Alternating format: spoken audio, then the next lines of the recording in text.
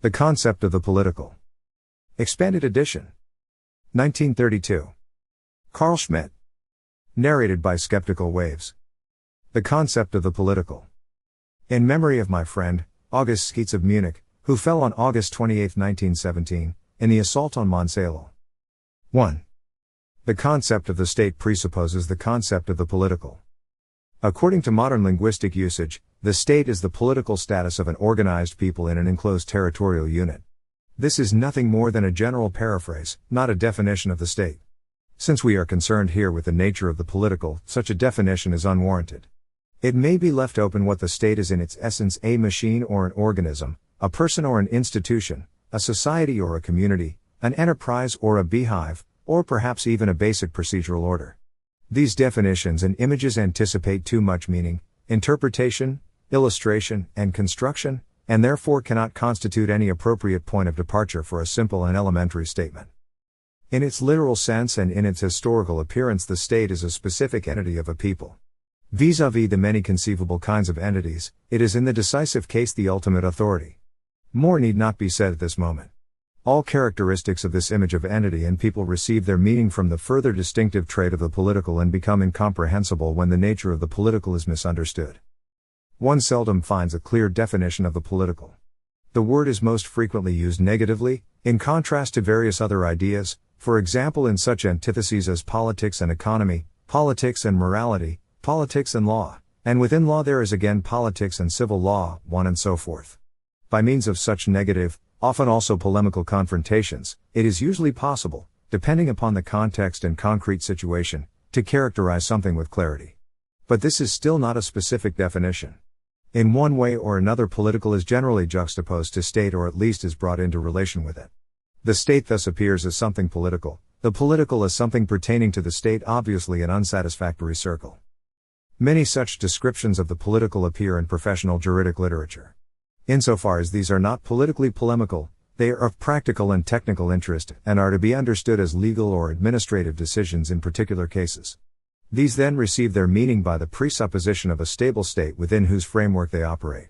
Thus there exists, for example, a jurisprudence and literature pertaining to the concept of the political club or the political meeting in the law of associations. Furthermore, French administrative law practice has attempted to construct a concept of the political motive, mobile politique, with whose aid political acts of government, actes de gouvernement, could be distinguished from non-political administrative acts and thereby removed from the control of administrative courts. Such accommodating definitions serve the needs of legal practice. Basically, they provide a practical way of delimiting legal competences of cases within a state in its legal procedures. They do not in the least aim at a general definition of the political. Such definitions of the political suffice, therefore, for as long as the state and the public institutions can be assumed as something self-evident and concrete. Also, the general definitions of the political which contain nothing more than additional references to the state are understandable and to that extent also intellectually justifiable for as long as the state is truly a clear and unequivocal eminent entity confronting non-political groups and affairs. In other words, for as long as the state possesses the monopoly on politics. That was the case where the state had either, as in the 18th century, not recognized society as an antithetical force or, at least, as in Germany in the 19th century and into the 20th, stood above society as a stable and distinct force. The equation state equals politics becomes erroneous and deceptive at exactly the moment when state and society penetrate each other. What had been up to that point affairs of state become thereby social matters, and, vice versa, what had been purely social matters become affairs of state, as must necessarily occur in a democratically organized unit. Heretofore ostensibly neutral domains, religion, culture, education, the economy, then cease to be neutral in the sense that they do not pertain to state and to politics. As a polemical concept against such neutralizations and depoliticalizations of important domains appears the total state, which potentially embraces every domain. This results in the identity of state and society. In such a state, therefore, everything is at least potentially political, and in referring to the state it is no longer possible to assert for it a specifically political characteristic. The development can be traced from the absolute state of the 18th century via the neutral, non-interventionist, state of the 19th to the total state of the 20th.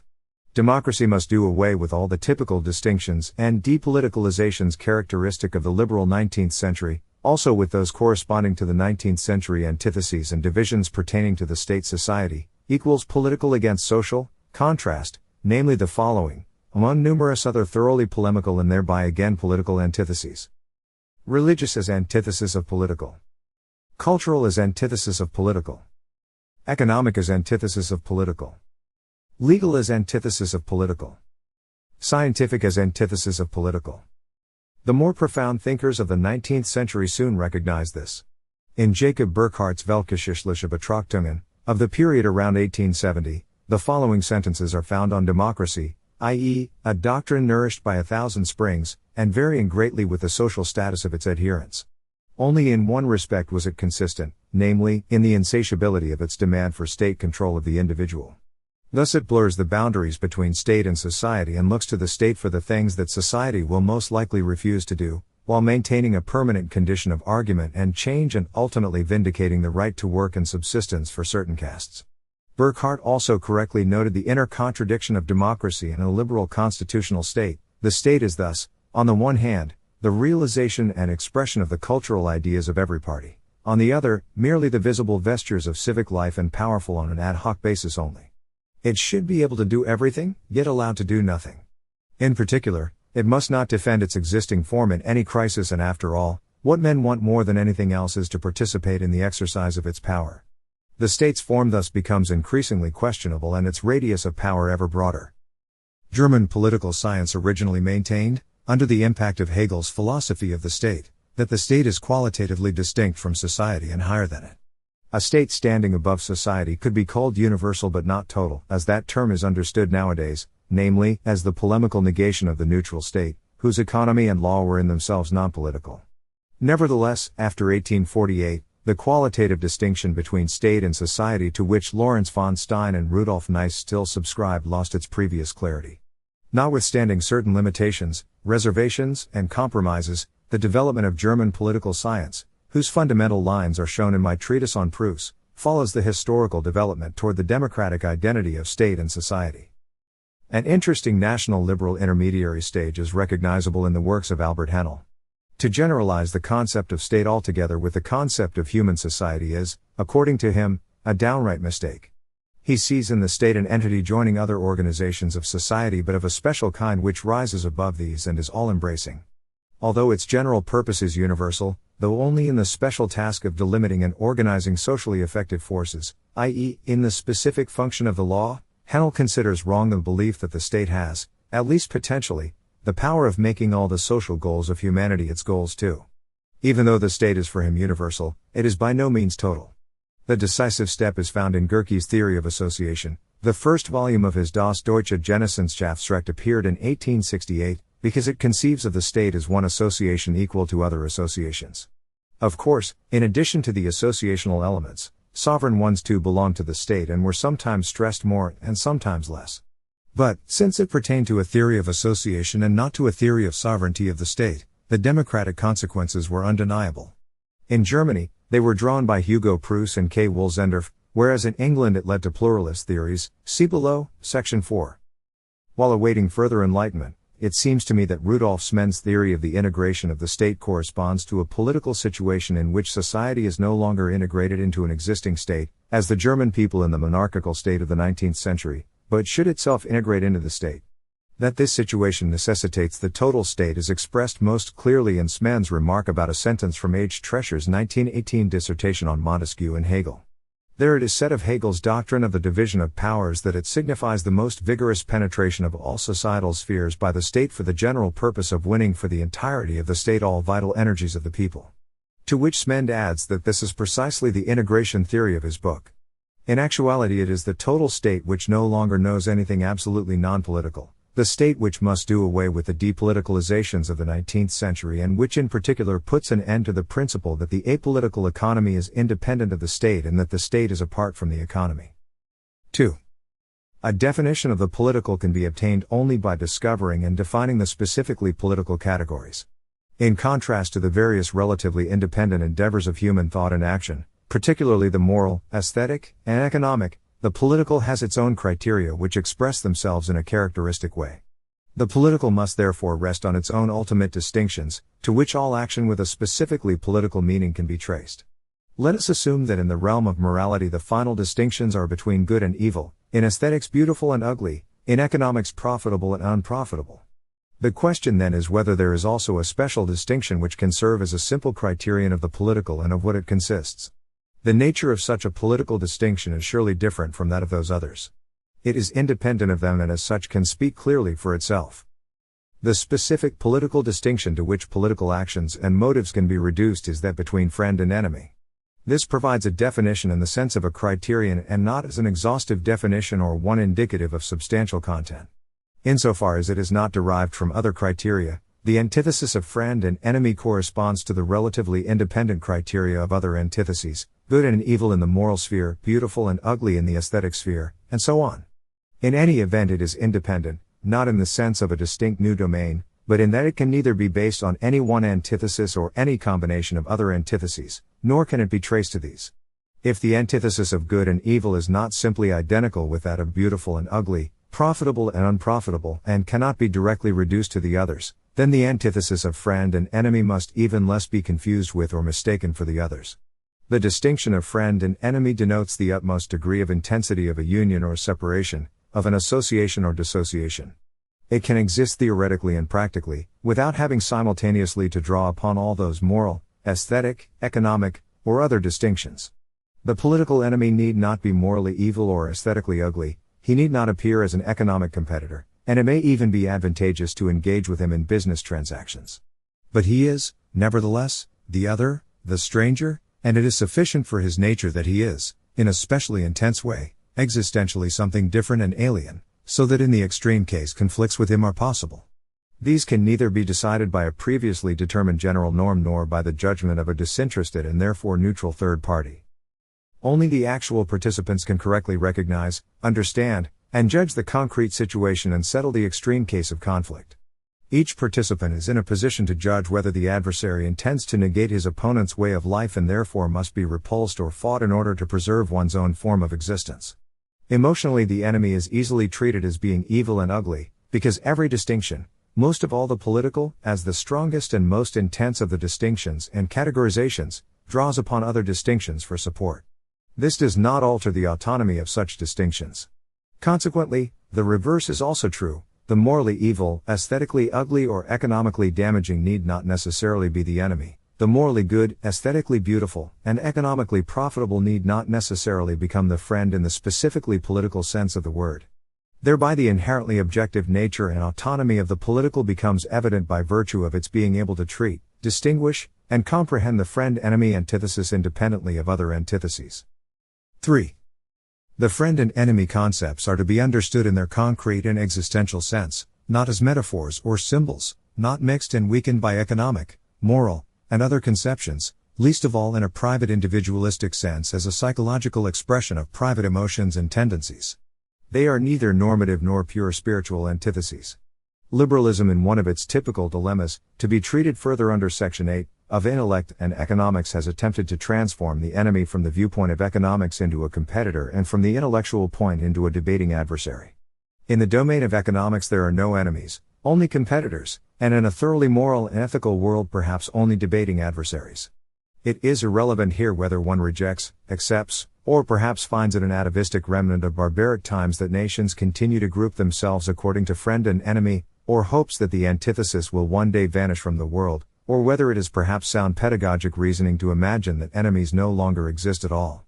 The concern here is neither with abstractions nor with normative ideals, but with inherent reality and the real possibility of such a distinction. One may or may not share these hopes and pedagogic ideals. But, rationally speaking, it cannot be denied that nations continue to group themselves according to the friend and enemy antithesis, that the distinction still remains actual today, and that this is an ever-present possibility for every people existing in the political sphere. The enemy is not merely any competitor or just any partner of a conflict in general. He is also not the private adversary whom one hates. An enemy exists only when, at least potentially, one fighting collectivity of people confronts a similar collectivity. The enemy is solely the public enemy, because everything that has a relationship to such a collectivity of men, particularly to a whole nation, becomes public by virtue of such a relationship. The enemy is hostis, not inimicus in the broader sense, public enemy, not private. As German and other languages do not distinguish between the private and political enemy, many misconceptions and falsifications are possible. The often quoted "love your enemies," Matt. 5:44, Luke 6:27, reads "diligit inimikos vestros," and not "diligit hosts vestros." No mention is made of the political enemy. Never in the 1,000-year struggle between Christians and Muslims did it occur to a Christian to surrender rather than defend Europe out of love toward the Saracens or Turks. The enemy in the political sense need not be hated personally, and in the private sphere only does it make sense to love one's enemy, i.e., one's adversary. The Bible quotation touches the political antithesis even less than it intends to dissolve, for example, the antithesis of good and evil or beautiful and ugly. It certainly does not mean that one should love and support the enemies of one's own people. The political is the most intense and extreme antagonism, and every concrete antagonism becomes that much more political the closer it approaches the most extreme point, that of the friend-enemy grouping. In its entirety, the state as an organized political entity decides for itself the friend-enemy distinction. Furthermore, next to the primary political decisions and under the protection of the decision taken, numerous secondary concepts of the political emanate. As to the equation of politics and state discussed under section I, it has the effect, for example, of contrasting a political attitude of a state with party politics so that one can speak of a state's domestic religious, educational, communal, social policy, and so on. Notwithstanding, the state encompasses and relativizes all these antitheses.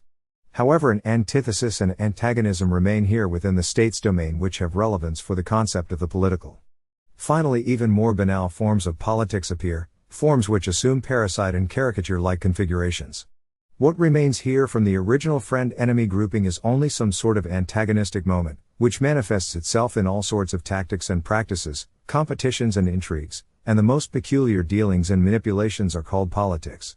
But the fact that the substance of the political is contained in the context of a concrete antagonism is still expressed in everyday language, even where the awareness of the extreme case has been entirely lost. This becomes evident in daily speech and can be exemplified by two obvious phenomena. First, all political concepts, images, and terms have a polemical meaning.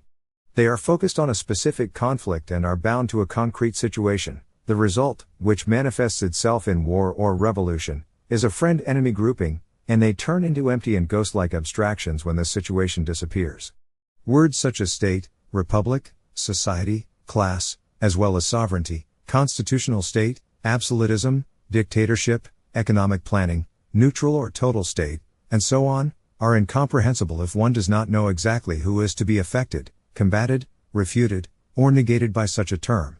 Above all, the polemical character determines the use of the word political regardless of whether the adversary is designated as non-political, in the sense of harmless, or vice versa if one wants to disqualify or denounce him as political in order to portray oneself as non-political, in the sense of purely scientific, purely moral, purely juristic, purely aesthetic, purely economic, or on the basis of similar purities, and thereby superior. Secondly, in usual domestic polemics the word political is today often used interchangeably with party politics. The inevitable lack of objectivity in political decisions, which is only the reflex to suppress the politically inherent friend-enemy antithesis, manifests itself in the regrettable forms and aspects of the scramble for office and the politics of patronage. The demand for depoliticalization which arises in this context means only the rejection of party politics, etc. The equation politics equals party politics is possible whenever antagonisms among domestic political parties succeed in weakening the all-embracing political unit, the state. The intensification of internal antagonisms has the effect of weakening the common identity vis-à-vis another state. If domestic conflicts among political parties have become the sole political difference, the most extreme degree of internal political tension is thereby reached, i.e., the domestic, not the foreign friend and enemy groupings are decisive for armed conflict. The ever-present possibility of conflict must always be kept in mind. If one wants to speak of politics in the context of the primacy of internal politics, then this conflict no longer refers to war between organized nations but to civil war. For to the enemy concept belongs the ever-present possibility of combat. All peripherals must be left aside from this term, including military details and the development of weapons technology. War is armed combat between organized political entities, civil war is armed combat within an organized unit. A self-laceration endangers the survival of the latter. The essence of a weapon is that it is a means of physically killing human beings. Just as the term enemy, the word combat, too, is to be understood in its original existential sense. It does not mean competition, nor does it mean pure intellectual controversy nor symbolic wrestlings in which, After all, every human being is somehow always involved, for it is a fact that the entire life of a human being is a struggle and every human being symbolically a combatant. The friend, enemy, and combat concepts receive their real meaning precisely because they refer to the real possibility of physical killing. War follows from enmity. War is the existential negation of the enemy. It is the most extreme consequence of enmity. It does not have to be common, normal, something ideal, or desirable. But it must nevertheless remain a real possibility for as long as the concept of the enemy remains valid. It is by no means as though the political signifies nothing but devastating war and every political deed a military action, by no means as though every nation would be uninterruptedly faced with the friend-enemy alternative vis-à-vis every other nation. And, after all, could not the politically reasonable course reside in avoiding war? The definition of the political suggested here neither favors war nor militarism, neither imperialism nor pacifism. Nor is it an attempt to idealize the victorious war or the successful revolution as a social ideal, since neither war nor revolution is something social or something ideal. The military battle itself is not the continuation of politics by other means, as the famous term of Clausewitz is generally incorrectly cited. War has its own strategic, tactical, and other rules and points of view, but they all presuppose that the political decision has already been made as to who the enemy is. In war, the adversaries most often confront each other openly. Normally they are identifiable by a uniform, and the distinction of friend and enemy is therefore no longer a political problem which the fighting soldier has to solve. A British diplomat correctly stated in this context that the politician is better schooled for the battle than the soldier, because the politician fights his whole life whereas the soldier does so in exceptional circumstances only. War is neither the aim nor the purpose nor even the very content of politics. But as an ever-present possibility, it is the leading presupposition which determines in a characteristic way human action and thinking and thereby creates a specifically political behavior. The criterion of the friend and enemy distinction in no way implies that one particular nation must forever be the friend or enemy of another specific nation, or that a state of neutrality is not possible or could not be politically reasonable. As with every political concept, the neutrality concept too is subject to the ultimate presupposition of a real possibility of a friend and enemy grouping. Should only neutrality prevail in the world, then not only war but also neutrality would come to an end. The politics of avoiding war terminates, as does all politics, whenever the possibility of fighting disappears. What always matters is the possibility of the extreme case taking place, the real war, and the decision whether this situation has or has not arrived. That the extreme case appears to be an exception does not negate its decisive character but confirms it all the more. To the extent that wars today have decreased in number and frequency, they have proportionally increased in ferocity. War is still today the most extreme possibility. One can say that the exceptional case has an especially decisive meaning which exposes the core of the matter. For only in real combat is revealed the most extreme consequence of the political grouping of friend and enemy. From this most extreme possibility human life derives its specifically political tension. A world in which the possibility of war is utterly eliminated, a completely pacified globe, would be a world without the distinction of friend and enemy and hence a world without politics. It is conceivable that such a world might contain many very interesting antitheses and contrasts, competitions and intrigues of every kind, but there would not be a meaningful antithesis whereby men could be required to sacrifice life, authorized to shed blood, and kill other human beings. For the definition of the political, it is here even irrelevant whether such a world without politics is desirable as an ideal situation. The phenomenon of the political can be understood only in the context of the ever-present possibility of the friend and enemy grouping, regardless of the aspects which this possibility implies for morality, aesthetics, and economics. War as the most extreme political means discloses the possibility which underlies every political idea, namely, the distinction of friend and enemy. This makes sense only as long as this distinction in mankind is actually present or at least potentially possible. On the other hand, it would be senseless to wage war for purely religious, purely moral, purely juristic, or purely economic motives. The friend and enemy grouping and therefore also war cannot be derived from these specific antitheses of human endeavor. A war need be neither something religious nor something morally good nor something lucrative. War today is in all likelihood none of these. This obvious point is mostly confused by the fact that religious, moral, and other antitheses can intensify to political ones and can bring about the decisive friend or enemy constellation. If, in fact, this occurs, then the relevant antithesis is no longer purely religious, moral, or economic, but political. The sole remaining question then is always whether such a friend and enemy grouping is really at hand, regardless of which human motives are sufficiently strong to have brought it about. Nothing can escape this logical conclusion of the political. If pacifist hostility toward war were so strong as to drive pacifists into a war against non-pacifists, in a war against war, that would prove that pacifism truly possesses political energy because it is sufficiently strong to group men according to friend and enemy. If, in fact, the will to abolish war is so strong that it no longer shuns war, then it has become a political motive, i.e., it affirms, even if only as an extreme possibility, war and even the reason for war. Presently this appears to be a peculiar way of justifying wars. The war is then considered to constitute the absolute last war of humanity. Such a war is necessarily unusually intense and inhuman because, by transcending the limits of the political framework, it simultaneously degrades the enemy into moral and other categories and is forced to make of him a monster that must not only be defeated but also utterly destroyed.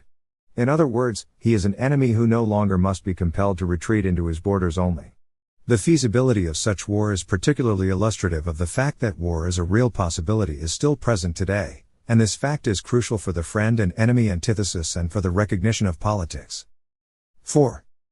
Every religious, moral, economic, ethical, or other antithesis transforms into a political one if it is sufficiently strong to group human beings effectively according to friend and enemy. The political does not reside in the battle itself, which possesses its own technical, psychological, and military laws, but in the mode of behavior which is determined by this possibility, by clearly evaluating the concrete situation and thereby being able to distinguish correctly the real friend and the real enemy. A religious community which wages wars against members of other religious communities or engages in other wars is already more than a religious community, it is a political entity. It is a political entity when it possesses, even if only negatively, the capacity of promoting that decisive step, when it is in the position of forbidding its members to participate in wars, i.e., of decisively denying the enemy quality of a certain adversary. The same holds true for an association of individuals based on economic interests as, for example, an industrial concern or a labor union. Also, a class in the Marxian sense ceases to be something purely economic and becomes a political factor when it reaches this decisive point. For example, when Marxists approach the class struggle seriously and treat the class adversary as a real enemy and fights him either in the form of a war of state against state or in a civil war within a state. The real battle is then of necessity no longer fought according to economic laws but as next to the fighting methods in the narrowest technical sense its political necessities and orientations, coalitions and compromises, and so on. Should the proletariat succeed in seizing political power within a state, a proletarian state will thus have been created. This state is by no means less of a political power than a national state, a theocratic, mercantile, or soldier state, a civil service state, or some other type of political entity. Were it possible to group all mankind in the proletarian and bourgeois antithesis, as friend and enemy in proletarian and capitalist states, and if, in the process, all other friend and enemy groupings were to disappear, the total reality of the political would then be revealed, insofar as concepts, which at first glance had appeared to be purely economic, turn into political ones. If the political power of a class or of some other group within a state is sufficiently strong to hinder the waging of wars against other states but incapable of assuming or lacking the will to assume the state's power and thereby decide on the friend and enemy distinction and, if necessary, make war, then the political entity is destroyed. The political can derive its energy from the most varied human endeavors, from the religious, economic, moral, and other antitheses. It does not describe its own substance, but only the intensity of an association or dissociation of human beings whose motives can be religious, national, in the ethnic or cultural sense, economic, or of another kind and can affect at different times different coalitions and separations. The real friend-enemy grouping is existentially so strong and decisive that the non-political antithesis, at precisely the moment at which it becomes political, pushes aside and subordinates its hitherto purely religious, purely economic, purely cultural criteria and motives to the conditions and conclusions of the political situation at hand. In any event, that grouping is always political which orients itself toward this most extreme possibility. This grouping is therefore always the decisive human grouping, the political entity. If such an entity exists at all, it is always the decisive entity, and it is sovereign in the sense that the decision about the critical situation, even if it is the exception, must always necessarily reside there. A valid meaning is here attached to the word sovereignty, just as to the term entity. Both do not at all imply that a political entity must necessarily determine every aspect of a person's life or that a centralized system should destroy every other organization or corporation. It may be that economic considerations can be stronger than anything desired by a government which is ostensibly indifferent toward economics. Likewise, religious convictions can easily determine the politics of an allegedly neutral state. What always matters is only the possibility of conflict. If, in fact, the economic, cultural, or religious counterforces are so strong that they are in a position to decide upon the extreme possibility from their viewpoint, then these forces have in actuality become the new substance of the political entity. It would be an indication that these counterforces had not reached the decisive point in the political if they turned out to be not sufficiently powerful to prevent a war contrary to their interests or principles. Should the counterforces be strong enough to hinder a war desired by the state that was contrary to their interests or principles but not sufficiently capable themselves of deciding about war, then a unified political entity would no longer exist.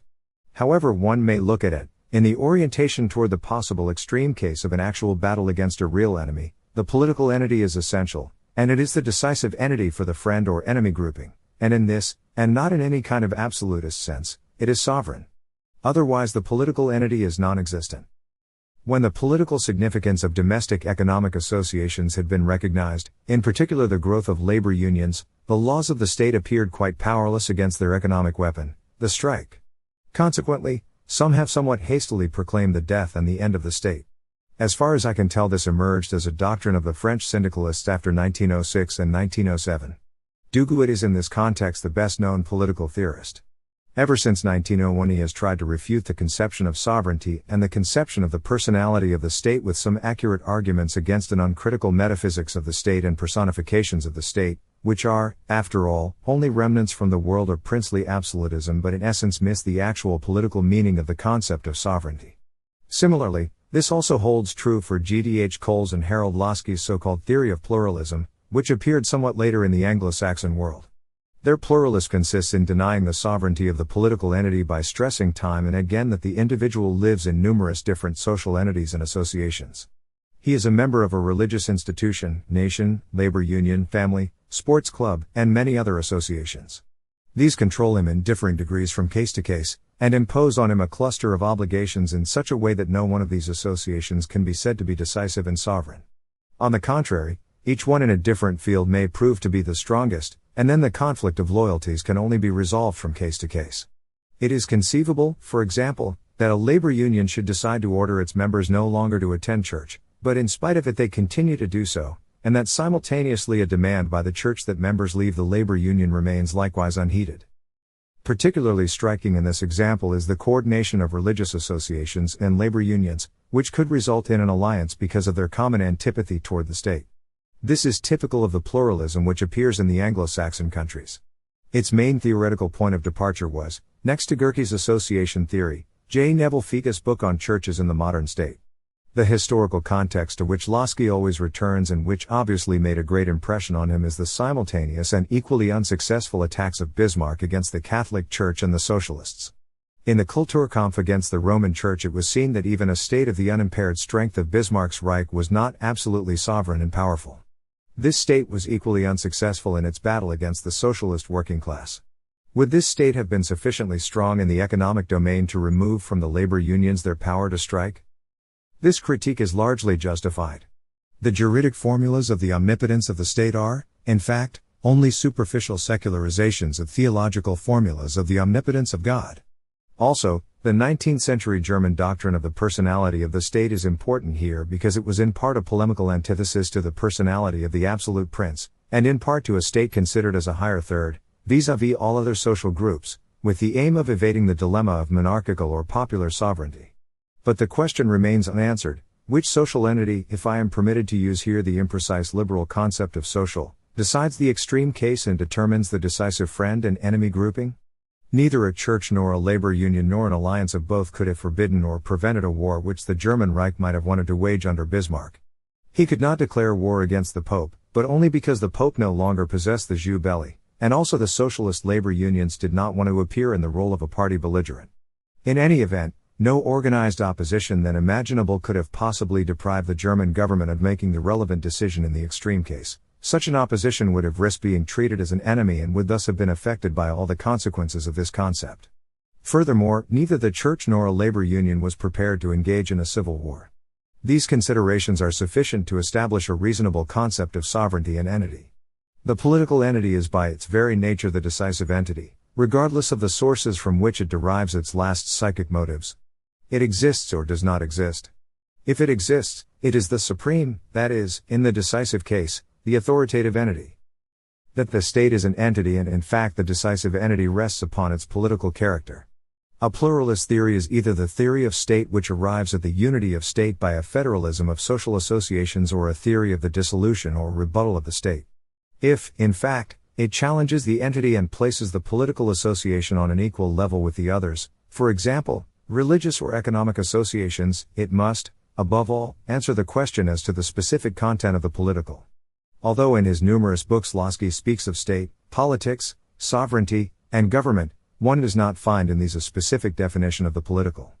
The state simply transforms itself into an association which competes with other associations. It becomes a society among some other societies which exist within or outside the state. That is the pluralism of this theory of state. Its entire ingenuity is directed against earlier exaggerations of the state, against its majesty and its personality, against its claim to possess the monopoly of the highest unity, while it remains unclear what, according to this pluralist theory of state, the political entity should be. At times it appears in its old liberal form, as a mere servant of the essentially economically determined society, at times pluralistically as a distinct type of society, that is, as one association among other associations, at times as the product of a federalism of social associations or an umbrella association of a conglomeration of associations. Above all, it has to be explained why human beings should have to form a governmental association in addition to the religious, cultural, economic, and other associations, and what would be its specific political meaning. No clear chain of thought is discernible here. What appears finally is an all-embracing, monistically global, and by no means pluralist concept, namely Cole's society and Lasky's humanity. The pluralist theory of state is in itself pluralistic, that is, it has no center but draws its thoughts from rather different intellectual circles, religion, economics, liberalism, socialism, etc. It ignores the central concept of every theory of state, the political, and does not even mention the possibility that the pluralism of associations could lead to a federally constructed political entity. It totally revolves in a liberal individualism. The result is nothing else than irrevocable service for individuals and their free associations. One association is played off against another and all questions and conflicts are decided by individuals. In reality there exists no political society or association but only one political entity, one political community. The ever-present possibility of a friend and enemy grouping suffices to forge a decisive entity which transcends the mere societal associational groupings. The political entity is something specifically different, and vis-à-vis other associations, something decisive. Were this entity to disappear, even if only potentially, then the political itself would disappear. Only as long as the essence of the political is not comprehended or not taken into consideration is it possible to place a political association pluralistically on the same level with religious, cultural, economic, or other associations and permit it to compete with these. As we shall attempt to show below, Section 6, the concept of the political yields pluralistic consequences, but not in the sense that, within one and the same political entity, instead of the decisive friend and enemy grouping, a pluralism could take its place without destroying the entity and the political itself. 5. To the state as an essentially political entity belongs the jus belli, i.e., the real possibility of deciding in a concrete situation upon the enemy and the ability to fight him with the power emanating from the entity. As long as a politically united people is prepared to fight for its existence, independence, and freedom on the basis of a decision emanating from the political entity, this specifically political question has primacy over the technical means by which the battle will be waged, the nature of the army's organization, and what the prospects are for winning the war. The development of military techniques appears to move in a direction which will perhaps permit only a few states to survive, i.e., those whose industrial potential would allow them to wage a promising war. Should smaller and weaker states be unable to maintain their independence by virtue of an appropriate alliance, they may then be forced, voluntarily or by necessity, to abdicate the jus belli. This development would still not prove that war, state, and politics will altogether cease. The numerous changes and revolutions in human history and development have produced new forms and dimensions of political groupings. Previously existing political structures were destroyed, new kinds of foreign and civil wars arose, and the number of organized political entities soon increased or diminished. The state as the decisive political entity possesses an enormous power, the possibility of waging war and thereby publicly disposing of the lives of men. The jus belli contains such a disposition. It implies a double possibility, the right to demand from its own members the readiness to die and unhesitatingly to kill enemies. The endeavor of a normal state consists above all in assuring total peace within the state and its territory. To create tranquility, security, and order and thereby establish the normal situation is the prerequisite for legal norms to be valid. Every norm presupposes a normal situation, and no norm can be valid in an entirely abnormal situation. As long as the state is a political entity, this requirement for internal peace compels it in critical situations to decide also upon the domestic enemy. Every state provides, therefore, some kind of formula for the declaration of an internal enemy. The public enemy declaration in the public law of the Greek republics and the hostis declaration in Roman public law are but two examples. Whether the form is sharper or milder, explicit or implicit, whether ostracism, expulsion, proscription, or outlawry are provided for in special laws or in explicit or general descriptions, the aim is always the same, namely to declare an enemy. That, depending on the attitude of those who had been declared enemies of state, is possibly the sign of civil war, i.e., the dissolution of the state as an organized political entity, internally peaceful, territorially enclosed, and impenetrable to aliens. The civil war then decides the further fate of this entity. More so than for other states, this is particularly valid for a constitutional state, despite all the constitutional ties to which the state is bound. In a constitutional state, as Lawrence von Stein says, the Constitution is the expression of the societal order, the existence of society itself. As soon as it is attacked, the battle must then be waged outside the Constitution and the law, hence decided by the power of weapons. The authority to decide, in the form of a verdict on life and death, the jus vitae nacis, can also belong to another non-political order within the political entity, for instance, to the family or to the head of the household, but not the right of a hostis declaration as long as the political entity is an actuality and possesses the jus belli. If a political entity exists at all, the right of vendettas between families or kinsfolk would have to be suspended at least temporarily during a war. A human group which renounces these consequences of a political entity ceases to be a political group, because it thereby renounces the possibility of deciding whom it considers to be the enemy and how he should be treated. By virtue of this power over the physical life of men, the political community transcends all other associations or societies. Within the community, however, subordinate groupings of a secondary political nature could exist with their own or transferred rights, even with a limited jus vitae nacis over members of smaller groups. A religious community, a church, can exhort a member to die for his belief and become a martyr, but only for the salvation of his own soul, not for the religious community in its quality as an earthly power, otherwise it assumes a political dimension. Its holy wars and crusades are actions which presuppose an enemy decision, just as do other wars. Under no circumstances can anyone demand that any member of an economically determined society, whose order in the economic domain is based upon rational procedures, sacrifice his life in the interest of rational operations. To justify such a demand on the basis of economic expediency would contradict the individualistic principles of a liberal economic order and could never be justified by the norms or ideals of an economy autonomously conceived. The individual may voluntarily die for whatever reason he may wish. That is, like everything in an essentially individualist liberal society, a thoroughly private matter decided upon freely. The economically functioning society possesses sufficient means to neutralize non-violently, in a peaceful fashion, those economic competitors who are inferior, unsuccessful or mere perturbers. Concretely speaking, this implies that this competitor will be left to starve if he does not voluntarily accommodate himself. A purely cultural or civilized system of society will not lack social indications to rid itself of unwanted perturbations or unwanted additions. But no program, no ideal, no norm, no expediency confers a right to dispose of the physical life of other human beings. To demand seriously of human beings that they kill others and be prepared to die themselves so that trade and industry may flourish for the survivors or that the purchasing power of grandchildren may grow is sinister and crazy. It is a manifest fraud to condemn war as homicide and then demand of men that they wage war, kill and be killed, so that there will never again be war. War, the readiness of combatants to die, the physical killing of human beings who belong on the side of the enemy, all this has no normative meaning, but an existential meaning only, particularly in a real combat situation with a real enemy.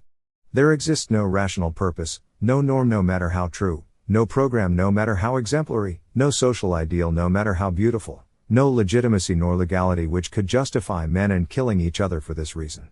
If such physical destruction of human life is not motivated by an existential threat to one's own way of life, then it cannot be justified. Just as little can war be justified by ethical and juristic norms. If there really are enemies in the existential sense as meant here, then it is justified, but only politically, to repel and fight them physically. That justice does not belong to the concept of war has been generally recognized since Grotius. The notions which postulate a just war usually serve a political purpose. To demand of a politically united people that it wage war for a just cause only is either something self-evident, if it means that war can be risked only against a real enemy, or it is a hidden political aspiration of some other party to wrest from the state its due belly and to find norms of justice whose content and application in the concrete case is not decided upon by the state but by another party, and thereby it determines who the enemy is. For as long as a people exists in the political sphere, this people must, even if only in the most extreme case, and whether this point has been reached has to be decided by it, determined by itself the distinction of friend and enemy. Therein resides the essence of its political existence. When it no longer possesses the capacity or the will to make this distinction, it ceases to exist politically. If it permits this decision to be made by another, then it is no longer a politically free people and is absorbed into another political system. The justification of war does not reside in its being fought for ideals or norms of justice, but in its being fought against a real enemy. All confusions of this category of friend and enemy can be explained as results of blendings of some sort of abstractions or norms. A people which exists in the sphere of the political cannot in case of need renounce the right to determine by itself the friend and enemy distinction. It can solemnly declare that it condemns war as a means of solving international disputes and can renounce it as a means of national policy, as was done in the so-called Kellogg Pact of 1928. In so doing it has neither repudiated war as an instrument of international politics, and a war as an instrument of international politics can be worse than a war as an instrument of a national policy only, nor condemned nor outlawed war altogether. Such a declaration is subject, first of all, to specific reservations which are explicitly or implicitly self-understood as, for example, the reservation regarding the autonomous existence of the state and its self-defense, the reservation regarding existing treaties, the right of a continuing free and independent existence, and so on. Second, these reservations are, according to their logical structure, no mere exceptions to the norm, but altogether give the norm its concrete content. They are not peripheral but essential exceptions, they give the treaty its real content in dubious cases. Third, as long as a sovereign state exists, this state decides for itself, by virtue of its independence, whether or not such a reservation, self-defense, enemy aggression, violation of existing treaties including the Kellogg Pact, and so on, is or is not given in the concrete case. Fourth, war cannot altogether be outlawed, but only specific individuals, peoples, states, classes, religions, etc., which, by being outlawed, are declared to be the enemy. The solemn declaration of outlawing war does not abolish the friend-enemy distinction, but, on the contrary, opens new possibilities by giving an international hostis declaration new content and new vigor. Were this distinction to vanish, then political life would vanish altogether. A people which exists in the political sphere cannot, despite entreating declarations to the contrary, escape from making this fateful distinction. If a part of the population declares that it no longer recognizes enemies, then, depending on the circumstance, it joins their side and aids them. Such a declaration does not abolish the reality of the friend and enemy distinction. Quite another question concerns citizens of a state who declare that they personally have no enemies. A private person has no political enemies. Such a declaration can at most say that he would like to place himself outside the political community to which he belongs and continue to live as a private individual only. Furthermore, it would be a mistake to believe that a nation could eliminate the distinction of friend and enemy by declaring its friendship for the entire world or by voluntarily disarming itself. The world will not thereby become depoliticalized, and it will not be transplanted into a condition of pure morality, pure justice, or pure economics. If a people is afraid of the trials and risks implied by existing in the sphere of politics, then another people will appear which will assume these trials by protecting it against foreign enemies and thereby taking over political rule. The protector then decides who the enemy is by virtue of the eternal relation of protection and obedience. On this principle rests the feudal order and the relation of lord and vassal, leader and led, patron and clients. This relation is clearly and explicitly seen here. No form of order, no reasonable legitimacy or legality can exist without protection and obedience. The protego ergo obligo is the cogito ergo sum of the state. A political theory which does not systematically become aware of this sentence remains an inadequate fragment.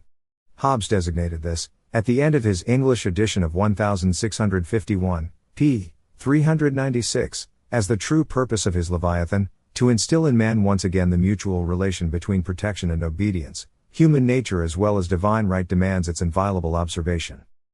Hobbes himself had experienced this truth in the terrible times of civil war, because then all legitimate and normative illusions with which men like to deceive themselves regarding political realities in periods of untroubled security vanish. If within the state there are organized parties capable of according their members more protection than the state, then the latter becomes at best an annex of such parties, and the individual citizen knows whom he has to obey. As has been shown, under section 4 above, a pluralistic theory of state can justify this.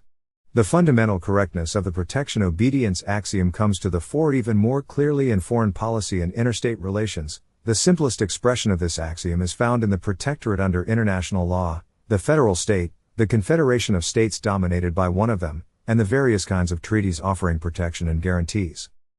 It would be ludicrous to believe that a defenseless people has nothing but friends, and it would be a deranged calculation to suppose that the enemy could perhaps be touched by the absence of a resistance. No one thinks it possible that the world could, for example, be transformed into a condition of pure morality by the renunciation of every aesthetic or economic productivity. Even less can a people hope to bring about a purely moral or purely economic condition of humanity by evading every political decision. If a people no longer possesses the energy or the will to maintain itself in the sphere of politics, the latter will not thereby vanish from the world. Only a weak people will disappear. 6. The political entity presupposes the real existence of an enemy and therefore coexistence with another political entity. As long as a state exists, there will thus always be in the world more than just one state. A world state which embraces the entire globe and all of humanity cannot exist. The political world is a pluriverse, not a universe. In this sense, every theory of state is pluralistic, even though in a different way from the domestic theory of pluralism discussed in section 4. The political entity cannot by its very nature be universal in the sense of embracing all of humanity and the entire world. If the different states, religions, classes, and other human groupings on earth should be so unified that a conflict among them is impossible and even inconceivable, and if civil war should forever be foreclosed in a realm which embraces the globe, then the distinction of friend and enemy would also cease. What remains is neither politics nor state, but culture, civilization, economics, morality, law, art, entertainment, etc. If and when this condition will appear, I do not know. At the moment, this is not the case. And it is self-deluding to believe that the termination of a modern war would lead to world peace, thus setting forth the idyllic goal of complete and final depoliticalization simply because a war between the great powers today may easily turn into a world war. Humanity as such cannot wage war because it has no enemy, at least not on this planet. The concept of humanity excludes the concept of the enemy, because the enemy does not cease to be a human being and hence there is no specific differentiation in that concept. That wars are waged in the name of humanity is not a contradiction of this simple truth, quite the contrary, it has an especially intensive political meaning. When a state fights its political enemy in the name of humanity, it is not a war for the sake of humanity, but a war wherein a particular state seeks to usurp a universal concept against its military opponent. At the expense of its opponent, it tries to identify itself with humanity in the same way as one can misuse peace, justice, progress, and civilization in order to claim these as one's own and to deny the same to the enemy. The concept of humanity is an especially useful ideological instrument of imperialist expansion, and in its ethical humanitarian form it is a specific vehicle of economic imperialism. Here one is reminded of a somewhat modified expression of Proudhon's, "Whoever invokes humanity wants to cheat." To confiscate the word humanity, to invoke and monopolize such a term probably has certain incalculable effects, such as denying the enemy the quality of being human and declaring him to be an outlaw of humanity, and a war can thereby be driven to the most extreme inhumanity. But besides this highly political utilization of the non-political term humanity, there are no wars of humanity as such. Humanity is not a political concept, and no political entity or society and no status corresponds to it. The 18th century humanitarian concept of humanity was a polemical denial of the then existing aristocratic feudal system and the privileges accompanying it.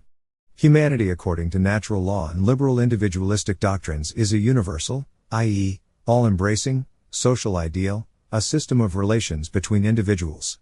This materializes only when the real possibility of war is precluded and every friend and enemy grouping becomes impossible. In this universal society there would no longer be nations in the form of political entities, no class struggles, and no enemy groupings. The League of Nations idea was clear and precise as long as such a body could be construed as a polemical antithesis of a League of Monarchs. It was in this context that the German word Völkerbund originated in the 18th century. But this polemical meaning disappeared with the political significance of monarchy. A Völkerbund could moreover serve as an ideological instrument of the imperialism of a state or a coalition of states against other states. This would then confirm all that has been said previously concerning the political use of the term humanity. For many people, the ideal of a global organization means nothing else than the utopian idea of total depoliticalization. Demands are therefore made, almost always indiscriminately, that all states on Earth become members as soon as possible and that it be universal.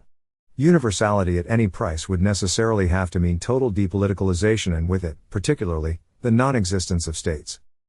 As a result of the 1919 Paris Peace Treaties, an incongruous organization came into existence, the Geneva Establishment, which is called in German Völkerbund, in French, Société des Nations, and English, the League of Nations, but should properly be called a Society of Nations. This body is an organization which presupposes the existence of states, regulates some of their mutual relations, and even guarantees their political existence. It is neither universal nor even an international organization. If the German word for international is used correctly and honestly, it must be distinguished from interstate and applied instead to international movements which transcend the borders of states and ignore the territorial integrity, impenetrability, and impermeability of existing states as, for example, the Third International.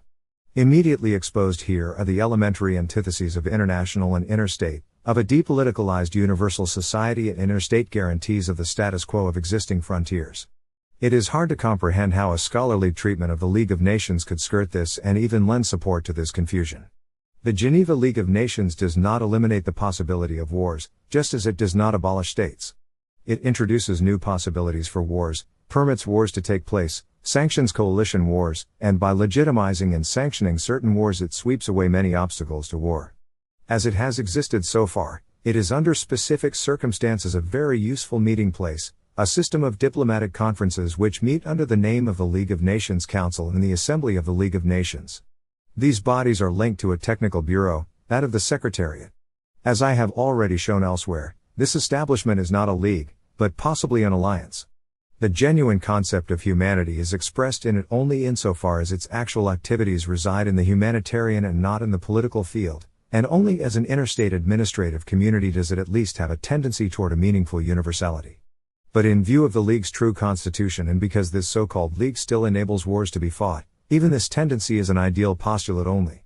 A League of Nations which is not universal can only be politically significant when it represents a potential or actual alliance, i.e., a coalition. The jus belli would not thereby be abolished but, more or less, totally or partially, transferred to the alliance. A League of Nations as a concrete existing universal human organization would, on the contrary, have to accomplish the difficult task of, first, effectively taking away the jus belli from all the still existing human groupings, and, second, simultaneously not assuming the jus belli itself.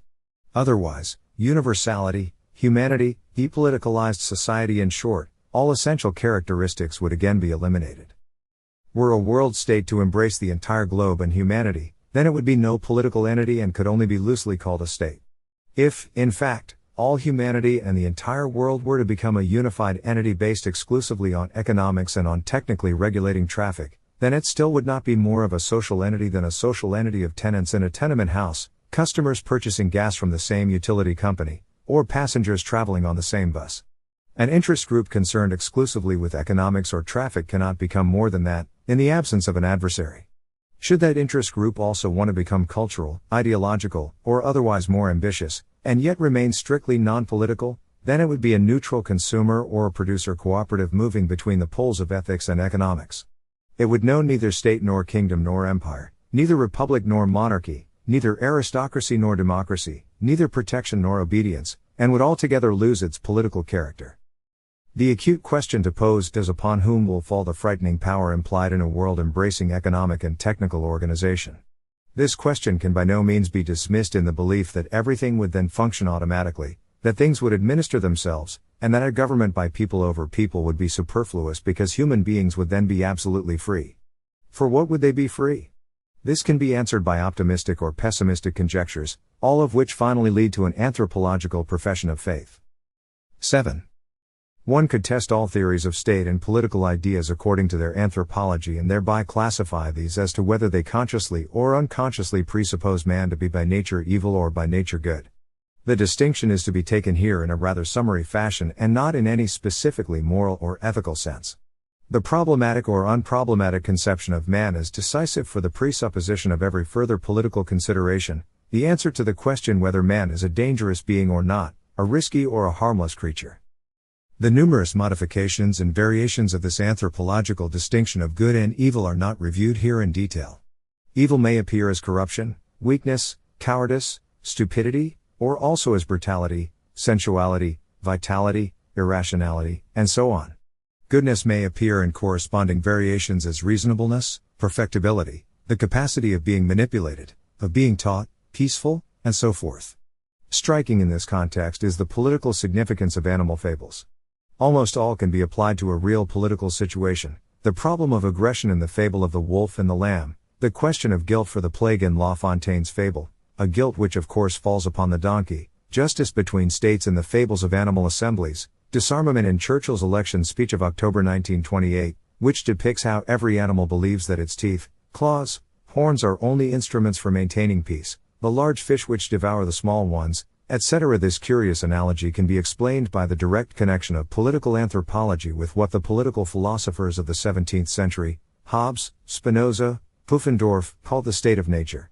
In it, states exist among themselves in a condition of continual danger, and their acting subjects are evil for precisely the same reasons as animals who are stirred by their drives, hunger, greediness, fear, jealousy. It is unnecessary to differ with Wilhelm Dilthey. Man according to Machiavelli is not by nature evil. Some places seem to indicate this. But what Machiavelli wants to express everywhere is that man, if not checked, has an irresistible inclination to slide from passion to evil. Animality, drives, passions are the kernels of human nature above all love and fear. Machiavelli is inexhaustible in his psychological observations of the play of passions. From this principal feature of human nature he derives the fundamental law of all political life. In the chapter Der Mensch and Lebensraum, Edward Spranger says, "For the politician the science of man is naturally of prime interest." It appears to me, however, that Spranger takes too technical a view of this interest, as interest in the tactical manipulation of instinctive drives. In the further elaboration of this chapter, which is crammed full of ideas and observations, there can be recognized time and again the specifically political phenomena and the entire existentiality of the political. For example, the sentence "the dignity of power appears to grow with its sphere of influence" relates to a phenomenon which is rooted in the sphere of the political and can therefore be understood only politically. It is, to be sure, applicable to the following thesis: the weight of the political is determined by the intensity of alignments according to which the decisive associations and dissociations adjust themselves. Also, Hegel's proposition concerning the dialectical change of quantity into quality is comprehensible in the context of political thought only. See the note on Hegel, pages 62 to 63. Helmut Plissner, who is the first modern philosopher, in his book Macht und menschliche Natur dared to advance a political anthropology of a grand style, correctly says that there exists no philosophy and no anthropology which is not politically relevant, just as there is no philosophically irrelevant politics. He has recognized in particular that philosophy and anthropology, as specifically applicable to the totality of knowledge, cannot, like any specialized discipline, be neutralized against irrational life decisions. Man, for Plissner, is primarily a being capable of creating distance who in his essence is undetermined, unfathomable, and remains an open question. If one bears in mind the anthropological distinction of evil and good and combines Plissner's remaining open with his positive reference to danger, Plissner's theory is closer to evil than to goodness. This thesis coincides with the fact that Hegel and Nietzsche too belong on the side of evil, and finally power itself, according to Burckhardt's well-known and by no means unambiguous expression, is also something evil. I have pointed out several times that the antagonism between the so-called authoritarian and anarchist theories can be traced to these formulas. A part of the theories and postulates which presuppose man to be good is liberal. Without being actually anarchist, they are polemically directed against the intervention of the state. Ingenuous anarchism reveals that the belief in the natural goodness of man is closely tied to the radical denial of state and government. One follows from the other, and both foment each other. For the liberals, on the other hand, the goodness of man signifies nothing more than an argument with whose aid the state is made to serve society. This means that society determines its own order and that state and government are subordinate and must be distrustingly controlled and bound to precise limits. The classical formulation by Thomas Paine says, "Society is the result of our reasonably regulated needs, government is the result of our wickedness." The radicalism vis-à-vis state and government grows in proportion to the radical belief in the goodness of man's nature. Bourgeois liberalism was never radical in a political sense. Yet it remains self-evident that liberalism's negation of state and the political, its neutralizations, depoliticalizations, and declarations of freedom have likewise a certain political meaning, and in a concrete situation these are polemically directed against a specific state and its political power. But this is neither a political theory nor a political idea. Although liberalism has not radically denied the state, it has, on the other hand, neither advanced a positive theory of state nor on its own discovered how to reform the state, but has attempted only to tie the political to the ethical and to subjugate it to economics. It has produced a doctrine of the separation and balance of powers, i.e., a system of checks and controls of state and government. This cannot be characterized as either a theory of state or a basic political principle. What remains is the remarkable and, for many, certainly disquieting diagnosis that all genuine political theories presuppose man to be evil, i.e., by no means an unproblematic but a dangerous and dynamic being. This can be easily documented in the works of every specific political thinker. Insofar as they reveal themselves as such, they all agree on the idea of a problematic human nature, no matter how distinct they are in rank and prominent in history. It suffices here to cite Machiavelli, Hobbes, Bossuet, Fichte, as soon as he forgets his humanitarian idealism, de Maistre, Donoso Cortés, H. Taine, and Hegel, who, to be sure, at times also shows his double face. Hegel, nevertheless, remains everywhere political in the decisive sense. Those of his writings which concern the actual problems of his time, particularly the highly gifted work of his youth, Die Verfassung Deutschlands, are enduring documentations of the philosophical truth that all spirit is present spirit. This remains visible also through the correctness or incorrectness of Hegel's ephemeral position on historical events of his time. The historical spirit does not reside in Baroque representations or even in romantic alibis. That is Hegel's hic rhodus and the genuineness of a philosophy which does not permit the fabrication of intellectual traps under the pretext of apolitical purity and pure nonpolitics. Of a specifically political nature also is his dialectic of concrete thinking. The often quoted sentence of quantity transforming into quality has a thoroughly political meaning. It is an expression of the recognition that from every domain the point of the political is reached, and with it a qualitative new intensity of human groupings. The actual application of this sentence refers to the economic domain and becomes virulent in the 19th century. The process of such a transformation executes itself continuously in the autonomous, so-called politically neutral economic domain. The hitherto non-political or pure matter of fact now turns political. When it reaches a certain quantity, economic property, for example, becomes obviously social, or more correctly, political power, propriety turns into pouvoir, and what is at first only an economically motivated class antagonism turns into a class struggle of hostile groups. Hegel also offers the first polemically political definition of the bourgeois. The bourgeois is an individual who does not want to leave the apolitical riskless private sphere. He rests in the possession of his private property, and under the justification of his possessive individualism he acts as an individual against the totality. He is a man who finds his compensation for his political nullity in the fruits of freedom and enrichment, and above all in the total security of its use. Consequently he wants to be spared bravery and exempted from the danger of a violent death. Hegel has also advanced a definition of the enemy which in general has been evaded by modern philosophers. The enemy is a negated otherness. But this negation is mutual, and this mutuality of negations has its own concrete existence, as a relation between enemies. This relation of two nothingnesses on both sides bears the danger of war. This war is not a war of families against families, but between peoples, and hatred becomes thereby undifferentiated and freed from all particular personality. The question is how long the spirit of Hegel has actually resided in Berlin. In any event, the new political tendency which dominated Prussia after 1840 preferred to avail itself of a conservative philosophy of state, especially one furnished by Friedrich Julius Stahl, whereas Hegel wandered to Moscow via Karl Marx and Lenin. His dialectical method became established there and found its concrete expression in a new concrete enemy concept, namely that of the international class enemy, and transformed itself, the dialectical method, as well as everything else, legality and illegality, the state, even the compromise with the enemy, into a weapon of this battle. The actuality of Hegel is very much alive in Georg Lukács. He cites an expression by Lenin which Hegel would have made with reference to the political entity of a warring people instead of a class. Persons, says Lenin, who think of politics as small tricks which at times border on deceit must be decisively refuted. Classes cannot be deceived. The question is not settled by psychological comments on optimism or pessimism. It follows according to the anarchist method that only individuals who consider man to be evil are evil. Those who consider him to be good, namely the anarchists, are then entitled to some sort of superiority or control over the evil ones. The problem thus begins anew. One must pay more attention to how very different the anthropological presuppositions are in the various domains of human thought. With methodological necessity, an educator will consider man capable of being educated. A jurist of private law starts with the sentence one who is presumed to be good. A theologian ceases to be a theologian when he no longer considers man to be sinful or in need of redemption and no longer distinguishes between the chosen and the non-chosen. The moralist presupposes a freedom of choice between good and evil. Because the sphere of the political is in the final analysis determined by the real possibility of enmity, political conceptions and ideas cannot very well start with an anthropological optimism.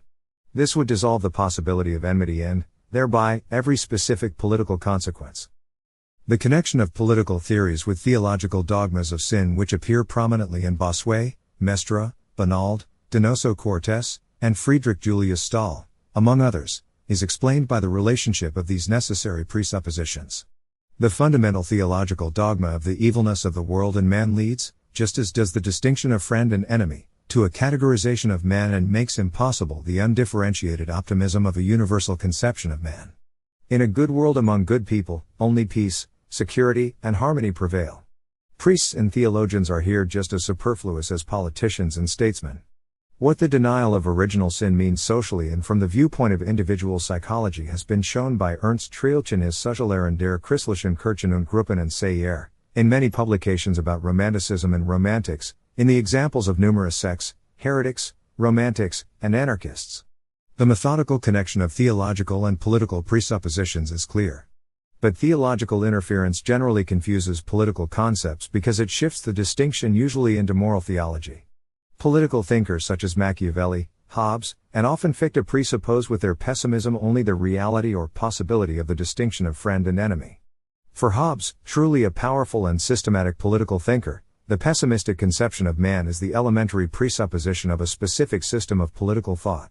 He also recognized correctly that the conviction of each side that it possesses the truth, the good, and the just bring about the worst enmities, finally the war of all against all. This fact is not the product of a frightful and disquieting fantasy nor of a philosophy based on free competition by a bourgeois society in its first stage, Tani's, but is the fundamental presupposition of a specific political philosophy. These political thinkers are always aware of the concrete possibility of an enemy. Their realism can frighten men in need of security. Without wanting to decide the question of the nature of man, one may say in general that as long as man is well off or willing to put up with things, he prefers the illusion of an undisturbed calm and does not endure pessimists.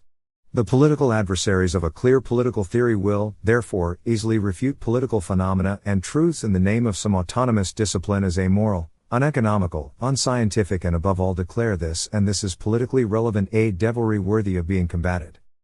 This misfortune occurred to Machiavelli, who, had he been a Machiavellian, would sooner have written an edifying book than his ill-reputed prince. In actuality, Machiavelli was on the defensive, as was also his country, Italy, which in the 16th century had been invaded by Germans, Frenchmen, Spaniards, and Turks. At the beginning of the 19th century, the situation of the ideological defensive was repeated in Germany during the revolutionary and Napoleonic invasions of the French. When it became important for the German people to defend themselves against an expanding enemy armed with a humanitarian ideology, Machiavelli was rehabilitated by Fichte and Hegel. The worst confusion arises when concepts such as justice and freedom are used to legitimize one's own political ambitions and to disqualify or demoralize the enemy. In the shadow of an embracing political decision and in the security of a stable political state organization, law, whether private or public, has its own relatively independent domain. As with every domain of human endeavor and thought, it can be utilized to support or refute other domains. But it is necessary to pay attention to the political meaning of such utilizations of law and morality, and above all of the word rule or sovereignty of law. First, law can signify here the existing positive laws and law-giving methods which should continue to be valid. In this case, the rule of law means nothing else than the legitimization of a specific status quo, the preservation of which interests particularly those whose political power or economic advantage would stabilize itself in this law. Second, appealing to law can signify that a higher or better law, a so-called natural law or law of reason, is set against the law of the status quo. In this case, it is clear to a politician that the rule or sovereignty of this type of law signifies the rule and sovereignty of men or groups who can appeal to this higher law and thereby decide its content and how and by whom it should be applied. Hobbes has drawn these simple consequences of political thought without confusion and more clearly than anyone else. He has emphasized time and again that the sovereignty of law means only the sovereignty of men who draw up and administer this law. The rule of a higher order, according to Hobbes, is an empty phrase if it does not signify politically that certain men of this higher order rule over men of a lower order. The independence and completeness of political thought is here irrefutable. There always are concrete human groupings which fight other concrete human groupings in the name of justice, humanity, order, or peace. When being reproached for immorality and cynicism, the spectator of political phenomena can always recognize in such reproaches a political weapon used in actual combat. Political thought and political instinct prove themselves theoretically and practically in the ability to distinguish friend and enemy. The high points of politics are simultaneously the moments in which the enemy is, in concrete clarity, recognized as the enemy.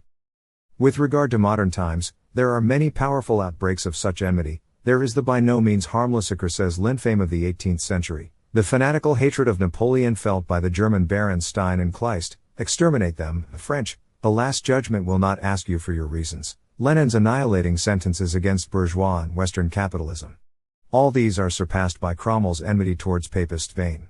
He says in his speech of September 17, 1656, "The first thing, therefore, that I shall speak to is that is the first lesson of nature, being and preservation. The conservation of that, namely of our national being, is first to be viewed with respect to those who seek to undo it, and so make it not to be. Let us thus consider our enemies, the enemies to the very being of these nations." He always repeats this very being or national being and then proceeds. "Why, truly, your great enemy is the Spaniard. He is a natural enemy. He is naturally so throughout, by reason of that enmity that is in him against whatsoever is of God. Whatsoever is of God which is in you, or which may be in you." Then he repeats, "The Spaniard is your enemy, his enmity is put into him by God. He is the natural enemy, the providential enemy, and he who considers him to be an accidental enemy is not well acquainted with Scripture and the things of God, who says, 'I will put enmity between your seed and her seed.' General 3:15. With France one can make peace, not with Spain because it is a papist state, and the Pope maintains peace only as long as he wishes. But also vice versa, everywhere in political history, in foreign as well as in domestic politics, the incapacity or the unwillingness to make this distinction is a symptom of the political end. In Russia, before the revolution, the doomed classes romanticized the Russian peasant as good, brave, and Christian Muthic. A relativistic bourgeoisie in a confused Europe searched all sorts of exotic cultures for the purpose of making them an object of its aesthetic consumption. The aristocratic society in France before the Revolution of 1789 sentimentalized man who is by nature good in the virtue of the masses. Tocqueville recounts this situation 35 in words whose shuddering tension arises in him from a specific political pathos. Nobody scented the revolution. It is incredible to see the security and unsuspiciousness with which these privileged spoke of the goodness, mildness, and innocence of the people when 1793 was already upon them spectacle ridicule et terrible. 8. Liberalism has changed all political conceptions in a peculiar and systematic fashion. Like any other significant human movement, liberalism too, as a historical force, has failed to elude the political. Its neutralizations and depoliticalizations, of education, the economy, etc., are, to be sure, of political significance. Liberals of all countries have engaged in politics just as other parties and have in the most different ways coalesced with non-liberal elements and ideas. There are national liberals, social liberals, free conservatives, liberal Catholics, and so on. In particular, they have tied themselves to very illiberal, essentially political, and even democratic movements leading to the total state. But the question is whether a specific political idea can be derived from the pure and consequential concept of individualistic liberalism. This is to be denied. The negation of the political, which is inherent in every consistent individualism, leads necessarily to a political practice of distrust toward all conceivable political forces and forms of state and government, but never produces on its own a positive theory of state, government, and politics. As a result, there exists a liberal policy in the form of a polemical antithesis against state, church, or other institutions which restrict individual freedom. There exists a liberal policy of trade, church, and education, but absolutely no liberal politics, only a liberal critique of politics. The systematic theory of liberalism concerns almost solely the internal struggle against the power of the state. For the purpose of protecting individual freedom and private property, liberalism provides a series of methods for hindering and controlling the state's and government's power. It makes of the state a compromise and of its institutions a ventilating system and, moreover, balances monarchy against democracy and vice versa. In critical times, particularly 1848, this led to such a contradictory position that all good observers, such as Lawrence von Stein, Karl Marx, Friedrich Julius Stahl, Donoso Cortes, despaired of trying to find here a political principle or an intellectually consistent idea. In a very systematic fashion, liberal thought evades or ignores state and politics and moves instead in a typical, always recurring polarity of two heterogeneous spheres, namely ethics and economics, intellect and trade, education and property. The critical distrust of state and politics is easily explained by the principles of a system whereby the individual must remain terminus a quo and terminus ad caem. In case of need, the political entity must demand the sacrifice of life. Such a demand is in no way justifiable by the individualism of liberal thought. No consistent individualism can entrust to someone other than to the individual himself the right to dispose of the physical life of the individual. An individualism in which anyone other than the free individual himself were to decide upon the substance and dimension of his freedom would be only an empty phrase. For the individual as such, there is no enemy with whom he must enter into a life and death struggle if he personally does not want to do so. To compel him to fight against his will is, from the viewpoint of the private individual, lack of freedom and repression. All liberal pathos turns against repression and lack of freedom. Every encroachment, every threat to individual freedom and private property and free competition is called repression and is eo ipso something evil. What this liberalism still admits of state, government, and politics is confined to securing the conditions for liberty and eliminating infringements on freedom. We thus arrive at an entire system of demilitarized and depoliticalized concepts. A few may here be enumerated in order to show the incredibly coherent systematics of liberal thought, which, despite all reversals, has still not been replaced in Europe today in 1932.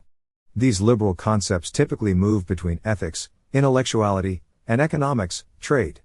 From this polarity they attempt to annihilate the political as a domain of conquering power and repression. The concept of private law serves as a lever and the notion of private property forms the center of the globe, whose poles ethics and economics are only the contrasting emissions from this central point. Ethical or moral pathos and materialist economic reality combine in every typical liberal manifestation and give every political concept a double face. Thus the political concept of battle in liberal thought becomes competition in the domain of economics and discussion in the intellectual realm. Instead of a clear distinction between the two different states, that of war and that of peace, there appears the dynamic of perpetual competition and perpetual discussion. The state turns into society, on the ethical intellectual side into an ideological humanitarian conception of humanity, and on the other into an economic technical system of production and traffic. The self-understood will to repel the enemy in a given battle situation turns into a rationally constructed social ideal or program, a tendency or an economic calculation. A politically united people becomes, on the one hand, a culturally interested public, and, on the other, partially an industrial concern in its employers, partially a mass of consumers. At the intellectual pole, government and power turns into propaganda and mass manipulation, and at the economic pole, control. These dissolutions aim with great precision at subjugating state and politics, partially into an individualistic domain of private law and morality, partially into economic notions. In doing so they deprive state and politics of their specific meaning. Outside of the political, liberalism not only recognizes with self-evident logic the autonomy of different human realms but drives them toward specialization and even toward complete isolation. That art is a daughter of freedom, that aesthetic value judgment is absolutely autonomous, that artistic genius is sovereign, all this is axiomatic of liberalism. In some countries a genuine liberal pathos came to the fore only when this autonomous freedom of art was endangered by moralistic apostles of tradition. Morality became autonomous vis-à-vis metaphysics and religion, science vis-à-vis religion, art, and morality, etc. The most important example of such an autonomy is the validity of norms and laws of economics. That production and consumption, price formation and market have their own sphere and can be directed neither by ethics nor aesthetics, nor by religion, nor, least of all, by politics was considered one of the few truly unquestionable dogmas of this liberal age. With great passion political viewpoints were deprived of every validity and subjugated to the norms and orders of morality, law, and economics. In the concrete reality of the political, No abstract orders or norms but always real human groupings and associations rule over the other human groupings and associations. Politically, the rule of morality, law, and economics always assumes a concrete political meaning. Note, unchanged from the year 1927, the ideological structure of the Peace of Versailles corresponds precisely to this polarity of ethical pathos and economic calculation. Article 231 forces the German Reich to recognize its responsibility for all war damages and losses. This establishes a foundation for a juridic and moral value judgment. Avoided are such political concepts as annexation. The cession of Alsace-Lorraine is a desannexion, in other words a restitution of an injustice. The cession of Polish and Danish territories serves the ideal claim of the nationality principle. The seizure of the colonies is even proclaimed, Article 22, to be an act of selfless humanity. The economic counterpole of this idealism is reparations, i.e., a continuous and unlimited economic exploitation of the vanquished. The result is that such a treaty could not realize a political concept such as freedom, and therefore it became necessary to initiate new true peace treaties, the London Protocol of August 1924, Dawes Plan, Locarno of October 1925, entry into the League of Nations in September 1926. The series is not at an end yet. The word repression is utilized in liberal theory as a reproach against state and politics. This would have been nothing more than a powerless curse word of political debate if it had not been integrated into a large metaphysical and historical system. It gained thereby a broader horizon and a stronger moral conviction. The enlightened 18th century believed in a clear and simple upward line of human progress. Progress should above all result in the intellectual and moral perfection of humanity. The line moved between 2 points, from religious fanaticism to intellectual liberty, from dogma to criticism, from superstition to enlightenment, from darkness to light. In the first half of the 19th century, 2 symptomatic triple-structured constructions appear: Hegel's dialectical succession, family civil society state, and Comte's 3 stages, from theology via metaphysics to positive science. The triple structure weakens the polemical punch of the double-structured antithesis. Therefore, soon after a period of order, exhaustion, and attempts at restoration, when the battle began again, the simple double-structured antithesis prevailed immediately. Even in Germany, where it was not meant to be warlike, Hegel's triple-structured scheme was pushed aside in the second part of the 19th century in favor of the dual one, domination and association, in Gurki, or community and society, in Tanis. The most conspicuous and historically the most effective example is the antithesis formulated by Karl Marx, bourgeoisie and proletariat. This antithesis concentrates all antagonisms of world history into one single final battle against the last enemy of humanity. It does so by integrating the many bourgeois parties on earth into a single order, on the one hand, and likewise the proletariat, on the other. By so doing a mighty friend-enemy grouping is forged. Its power of conviction during the 19th century resided above all in the fact that it followed its liberal bourgeois enemy into its own domain, the economic, and challenged it, so to speak, in its home territory with its own weapons. This was necessary because the turning toward economics was decided by the victory of industrial society. The year of this victory, 1814, was the year in which England had triumphed over the military imperialism of Napoleon. The most simple and transparent theory of this historical development is advanced by H. Spencer. He sees human history as a development from the military feudal to the industrial commercial society. But the first already systematic expression, the Treatise de l'Esprit de Conquête, had been published in 1814 by Benjamin Constant, the initiator of the whole liberal spirit of the 19th century. In the 18th century the idea of progress was primarily humanitarian, moral, and intellectual. It was a spiritual progress. In the 19th it became economic, industrial, technological. This mutation is decisive. It was believed that the economy is the vehicle of this very complex development. Economy, trade and industry, technological perfection, freedom, and rationalization were considered allies. Despite its offensive thrust against feudalism, reaction, and the police state, it was judged as essentially peaceful, in contrast to warlike force and repression. The characteristic 19th century scheme is thereby formed. Freedom, progress and reason in alliance with economy, industry and technology as parliamentarianism. Against feudalism, reaction and force in alliance with state, war and politics, as dictatorship. The complete inventory of this system of antitheses and their possible combinations is contained in the 1814 treatise by Benjamin Constant. He maintains that we are in an age which must necessarily replace the age of wars, just as the age of wars had necessarily to precede it. Then follows the characterization of both ages, The one aims at winning the goods of life by peaceful exchange, obtenir de gré à gré, the other by war and repression. This is the impulsion sauvage, the other, on the contrary, le calcul civilise. Since war and conquest are not procuring amenities and comforts, wars are thereby no longer useful, and the victorious war is also bad business for the victor. Moreover, the enormous development of modern war technology, constant sights, particularly the artillery upon which the technological superiority of the Napoleonic armies rested primarily, made senseless everything which had previously been considered in war heroic, glorious, personal courage, and delight in fighting. According to Constant's conclusion, war has lost every usefulness as well as every attraction. L'homme n'est plus entraîné à se livrer, ni par intérêt, ni par passion. In the past, the warring nations had subjugated the trading peoples. Today it is the other way round.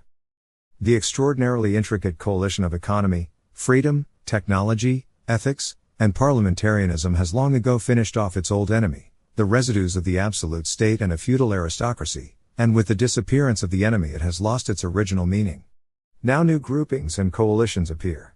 Economy is no longer eo ipso freedom, technology does not serve comforts only, but just as much the production of dangerous weapons and instruments.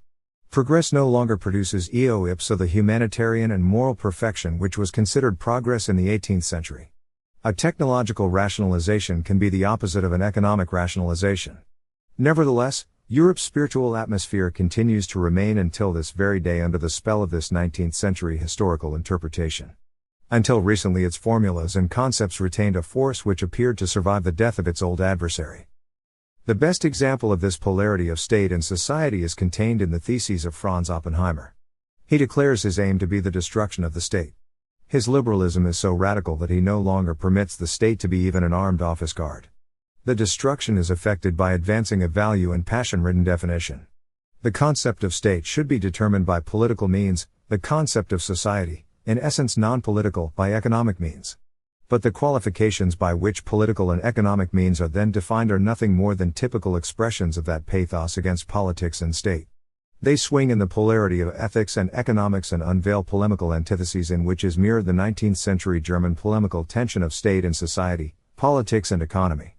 The economic way is declared to be reciprocity of production and consumption, therefore mutuality, equality, justice, and freedom, and finally nothing less than the spiritual union of fellowship, brotherliness, and justice. The political way appears on the other hand as a conquering power outside the domain of economics, namely, thievery, conquest, and crimes of all sorts. A hierarchical value system of the relation of state and society is maintained. But whereas Hegel's systematized conception of the German state in the 19th century considered it to be a realm of morality and objective reason high above the appetitive domain of egoistic society, the value judgment is now turned around. Society as a sphere of peaceful justice now stands infinitely higher than the state, which is degraded to a region of brutal immorality. The rules are changed, the apotheosis remains. But this in actuality is not permissible and neither moral nor psychological, least of all scientific, to simply define by moral disqualifications, by confronting the good, the just, and the peaceful with filthy, evil, rapacious and criminal politics. With such methods one could just as well the other way around define politics as the sphere of honest rivalry and economics as a world of deception.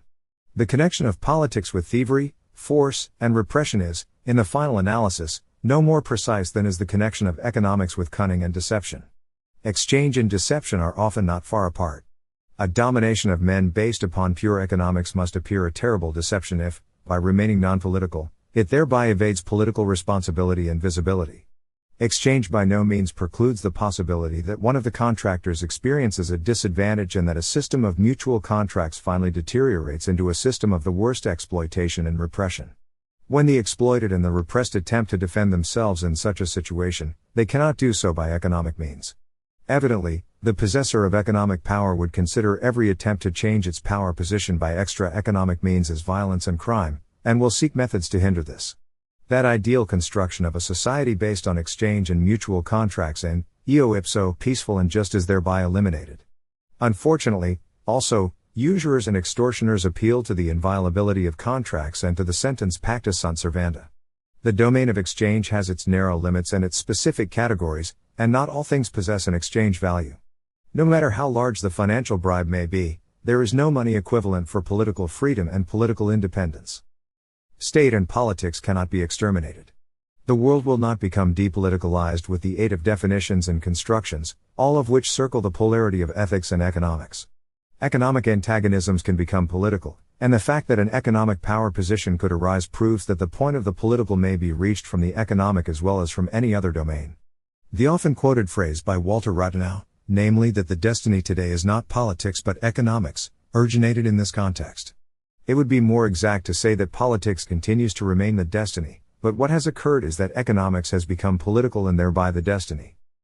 It is also erroneous to believe that a political position founded on economic superiority is essentially unwarlike, as Joseph Schumpeter says in his Zur Soziologie der Imperialismen. Essentially unwarlike is the terminology based on the essence of liberal ideology.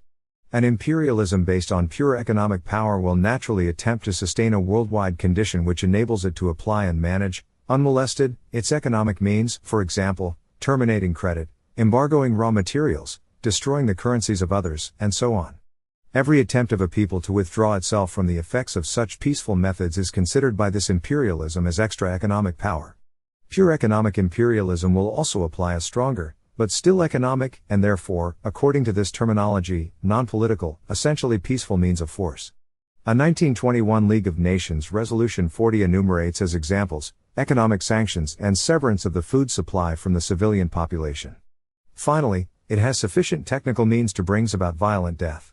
Modern means of annihilation have been produced by enormous investments of capital and intelligence, surely to be used if necessary. For the application of such means, a new and essentially pacifist vocabulary has been created. War is condemned, but executions, sanctions, punitive expeditions, pacifications, protection of treaties, international police, and measures to assure peace remain. The adversary is thus no longer called an enemy but a disturber of peace and is thereby designated to be an outlaw of humanity. A war waged to protect or expand economic power must, with the aid of propaganda, turn into a crusade and into the last war of humanity. This is implicit in the polarity of ethics and economics, a polarity astonishingly systematic and consistent. But this allegedly non-political and apparently even antipolitical system serves existing or newly emerging friend and enemy groupings and cannot escape the logic of the political. The Age of Neutralizations and Depoliticization. 1929. Carl Schmitt. We in Central Europe live sous l'œil des Russes. For a century their psychological gaze has seen through our great words and institutions. Their vitality is strong enough to seize our knowledge and technology as weapons. Their prowess in rationalism and its opposite, as well as their potential for good and evil in orthodoxy, is overwhelming. They have realized the union of socialism and Slavism, which already in 1848 Donoso Cortes said would be the decisive event of the next century. This is our situation. We can no longer say anything worthwhile about culture and history without first becoming aware of our own cultural and historical situation. That all historical knowledge is knowledge of the present, that such knowledge obtains its light and intensity from the present and in the most profound sense only serves the present, because all spirit is only spirit of the present, has been said by many since Hegel, best of all by Benedetto Croce. Along with many famous historians of the last generation, we have the simple truth before our eyes. There is no longer anyone today who would be deceived by the accumulation of facts as to how much of historical representation and construction is fulfilled by naive projections and identifications. Thus we must first be aware of our own historical situation. The remark about the Russians was intended to remind us of this. Such a conscious assessment is difficult today, but for this reason all the more necessary. All signs point to the fact that in 1929 we in Europe still live in a period of exhaustion and efforts at restoration, as is common and understandable after great wars. Following the Allied war against France, which lasted 20 years, almost a whole generation of Europeans was in a similar state of mind, which after 1815 could be reduced to the formula, legitimacy of the status quo. At such a time, all arguments actually entail less the revival of things past or disappearing than a desperate foreign and domestic policy, the status quo, what else? In the interim, the calm mood of restoration brought forth a rapid and uninterrupted development of new things and new circumstances whose meaning and direction are hidden behind the restored facades. When the decisive moment arrives, the legitimating foreground vanishes like an empty phantom. The Russians have taken the European 19th century at its word, understood its core ideas and drawn the ultimate conclusions from its cultural premises. We always live in the eye of the more radical brother, who compels us to draw the practical conclusion and pursue it to the end. Altogether aside from foreign and domestic policy prognoses, One thing is certain, that the anti-religion of technicity has been put into practice on Russian soil, that there a state arose which is more intensely statist than any ruled by the absolute princes Philip II, Louis XIV, or Frederick the Great. Our present situation can be understood only as the consequence of the last centuries of European development. It completes and transcends specific European ideas and demonstrates in one enormous climax the core of modern European history. The successive stages of changing central domains. Let us recall the stages in which the European mind has moved over the last 4 centuries and the various intellectual domains in which it has found the center of its immediate human existence. There are 4 great, simple, secular stages corresponding to the 4 centuries and proceeding from the theological to the metaphysical domain, from there to the humanitarian moral, and, finally, to the economic domain. Great interpreters of human history, Vico and Comte, generalized this unique European occurrence into a common law of human development subsequently propagated in thousands of banal and vulgar formulations, such as the law of 3 stages from the theological to the metaphysical, and from there to the scientific stage or positivism. In reality, one cannot positively say more than that since the 16th century Europeans moved in several stages from one central domain to another and that everything which constitutes our cultural development is the result of such stages. In the past 4 centuries of European history, intellectual life has had 4 different centers and the thinking of the active elite which constituted the respective vanguards moved in the changing centuries around changing centers. The concepts of changing generations can only be understood from these shifting centers. It should be emphasized that the shift from the theological to the metaphysical domain, and from there to the humanitarian moral and finally to the economic domain is not meant as a theory of cultural and intellectual dominance, not as a historico-philosophical law in the sense of a law of 3 stages or similar constructions. I speak not of human culture as a whole, not of the rhythm of world history, and am able to speak neither about the Chinese nor the East Indians or the Egyptians. Thus the successive stages of the changing central domains are conceived neither as a continuous line of progress upwards nor the opposite. It is quite another question whether one wishes to interpret this as a succession of stages upwards or downwards, as an ascent or a decline. Finally, it also would be a misunderstanding to interpret the successive stages in such a way that in each of these centuries there was nothing more than the central domain. On the contrary, there is always a plurality of diverse, already spent stages coexisting. People in the same age and the same country, even the same family, live together in different stages. For example, today Berlin is culturally closer to New York and Moscow than to Munich or Trier. The changing central domains concern only the concrete fact that in these 4 centuries of European history the intellectual vanguard changed, that its convictions and arguments continued to change, as did the content of its intellectual interests, the basis of its actions, the secret of its political success, and the willingness of the great masses to be impressed by certain suggestions. The transition from the theology of the 16th century to the metaphysics of the 17th century, which is not only metaphysically but also scientifically the greatest age of Europe, the heroic age of Occidental rationalism, is as clear and distinct as any unique historical occurrence. This epoch of systematic scientific thinking encompasses Suarez and Bacon, Galileo, Kepler, Descartes, Grotius, Hobbes, Spinoza, Pascal, Leibniz, and Newton. All the astonishing mathematical, astronomical, and scientific insights of this age were built into a great metaphysical or natural system. All thinkers were metaphysicians on a grand scale, and even the typical superstition was likewise cosmic and rational in the form of astrology.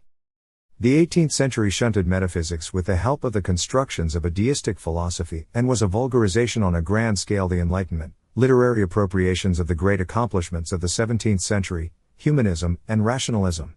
One can follow in detail how Suarez continued to have influence in many popular works.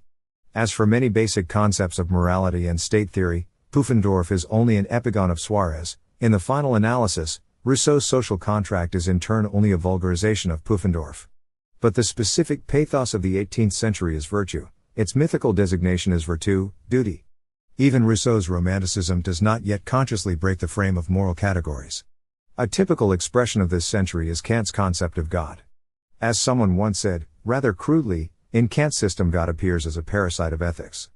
Every word in his critique of pure reason pure, and reason is polemically directed against dogma, metaphysics, and ontology. A secularization followed in the 19th century, an apparently hybrid and impossible combination of aesthetic romantic and economic technical tendencies. In reality, the romanticism of the 19th century signifies, if we want to utilize the moderately didactic word romanticism in a way different from the phenomenon itself, i.e., as a vehicle of confusion, only the intermediary stage of the aesthetic between the moralism of the 18th and the economism of the 19th century, only a transition which precipitated the aestheticization of all intellectual domains. It did so very easily and successfully. The way from the metaphysical and moral domains is through the aesthetic domain, which is the surest and most comfortable way to the general economization of intellectual life and to a state of mind which finds the core categories of human existence in production and consumption.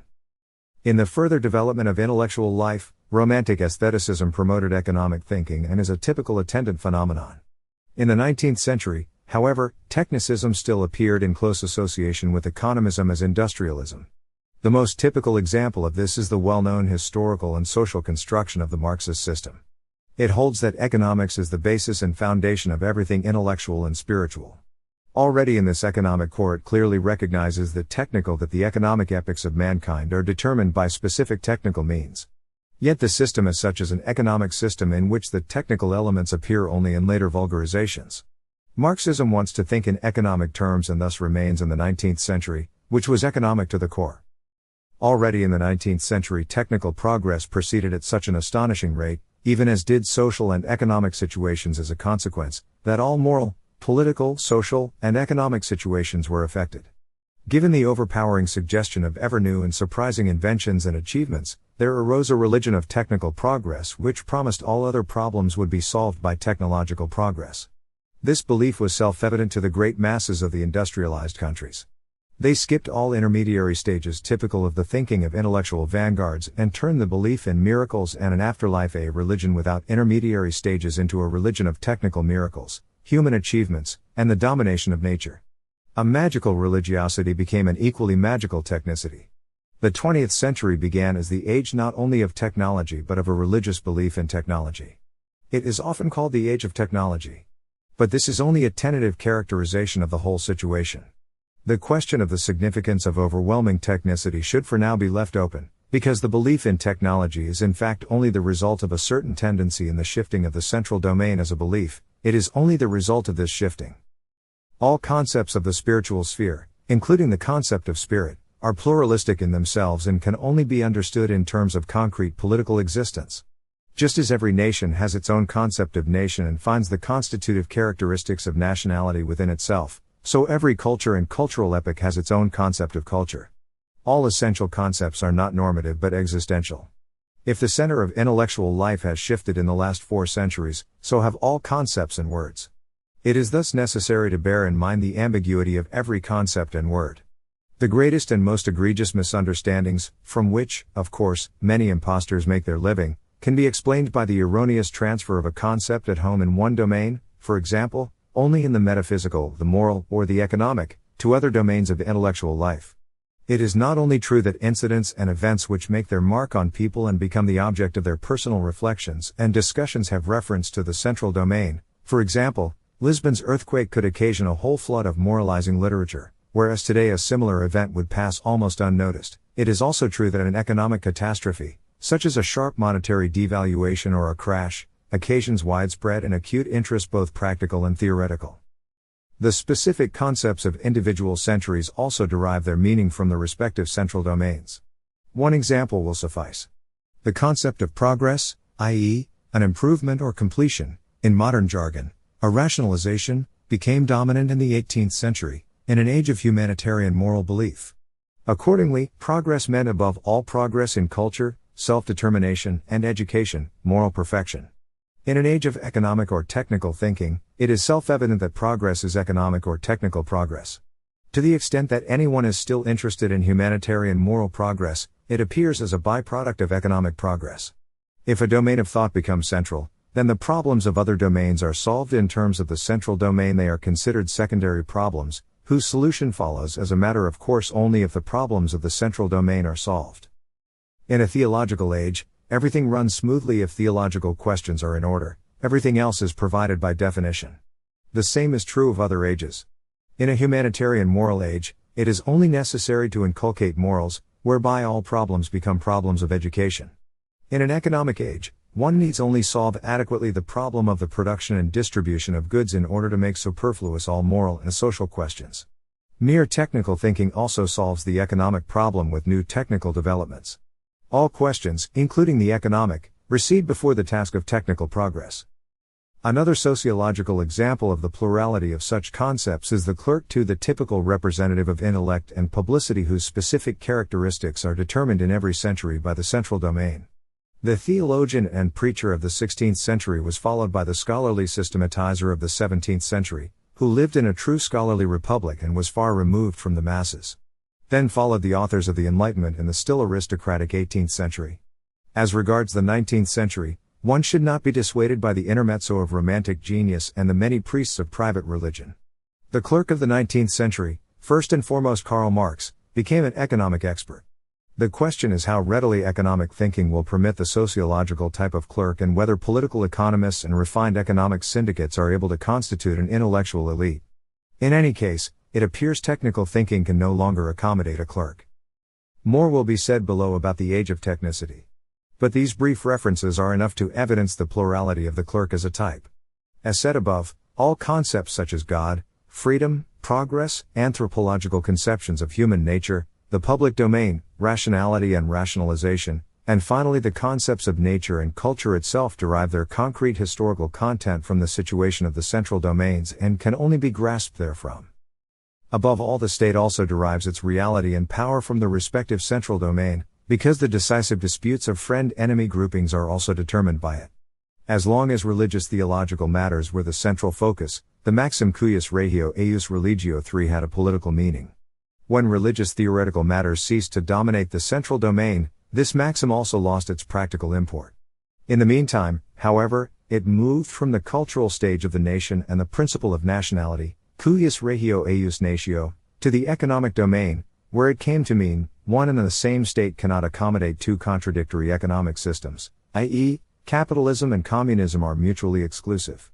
The Soviet state has realized the maxim cuius regio eiuso economia in a way which proves that the connection between a compact domain and compact intellectual homogeneity holds not only for the religious struggle of the 16th century and for the majority of small and middle-sized European states but always accommodates the changing central domains and the changing dimensions of autarkic world empires.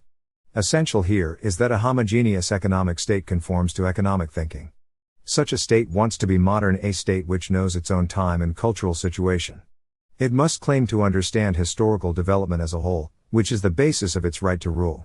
In an economic age, a state which does not claim to understand and direct economic relations must declare itself neutral with respect to political questions and decisions and thereby renounce its claim to rule. Now it is remarkable that the European liberal state of the 19th century could portray itself as a Stato neutral et agnostico and could see its existential legitimation precisely in its neutrality. There are various reasons for this, it cannot be explained in one word or by a single cause. Here it is certainly interesting as a symptom of a general cultural neutrality because the 19th century doctrine of the neutral state belongs to a general tendency of intellectual neutrality characteristic of European history in the last century. In my view, this is the historical explanation for what is called the age of technology, which still requires at least a few words of explanation. The stages of neutralization and depoliticization. The succession of stages from the theological, over the metaphysical and the moral to the economic simultaneously signifies a series of progressive neutralizations of domains whose centers have shifted. I consider the strongest and most consequential of all intellectual shifts of European history to be the one in the 17th century from the traditional Christian theology to natural science. Until now this shift has determined the direction of all further development. All generalizing laws of human history, such as Comte's law of three stages, Spencer's development scheme from the military to the industrial age, and similar historico-philosophical constructions stand in the shadow of this great process. At the core of this astounding shift lies an elemental impulse that has been decisive for centuries, i.e., the striving for a neutral domain. Following the hopeless theological disputes and struggles of the 16th century, Europeans sought a neutral domain in which there would be no conflict and they could reach common agreement through the debates and exchanges of opinion. Thereafter one no longer espoused the controversial concepts and arguments of Christian theology and instead construed a natural system of theology, metaphysics, morality, and law. Dilthey described this process of intellectual history in a justly famous exposition in which he emphasizes above all the great significance of the Stoic tradition. But the essential point for me is that theology, the former central domain, was abandoned because it was controversial, in favor of another neutral domain.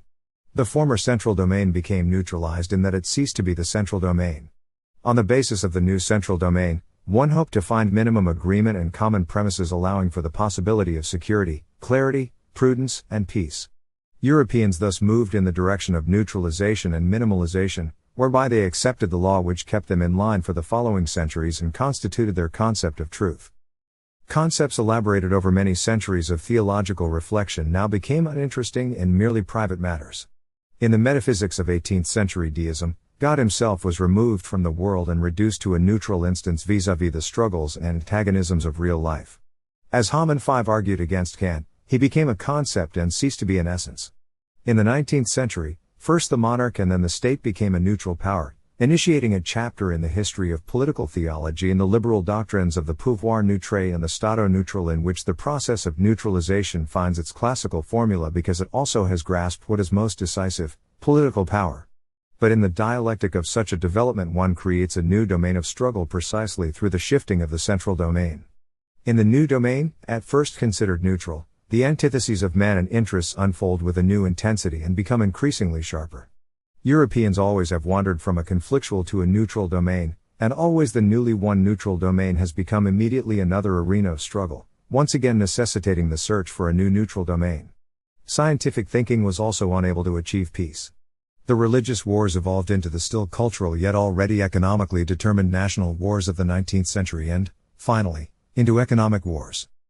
The evidence of the widespread contemporary belief in technology is based only on the proposition that the absolute and ultimate neutral ground has been found in technology, since apparently there is nothing more neutral. Technology serves everyone, just as radio is utilized for news of all kinds or as the postal service delivers packages regardless of their contents, since its technology can provide no criterion for evaluating them. Unlike theological, metaphysical, moral, and even economic questions, which are forever debatable, purely technical problems have something refreshingly factual about them. They are easy to solve, and it is easily understandable why there is a tendency to take refuge in technicity from the inextricable problems of all other domains. Here all peoples and nations, all classes and religions, all generations and races appear to be able to agree because all make use of and take for granted the advantages and amenities of technical comforts. Thus this appears to be the ground of a general equalization, which Max Scheler advocated in a 1927 lecture. Here all struggles and confusions of religious, national, and social conflicts were leveled into a neutral domain. Technology appeared to be a domain of peace, understanding, and reconciliation. The otherwise inexplicable link between pacifist and technical belief is explained by this turn toward neutralization which the European mind took in the 17th century and which, as if by fate, has been pursued into the 20th century. But the neutrality of technology is something other than the neutrality of all former domains. Technology is always only an instrument and weapon, precisely because it serves all, it is not neutral. No single decision can be derived from the immanence of technology, least of all for neutrality. Every type of culture, every people and religion, every war and peace can use technology as a weapon. Given that instruments and weapons become ever more useful, the probability of their being used becomes that much greater. Technical progress need not be either metaphysical or moral and not particularly economic to be progress.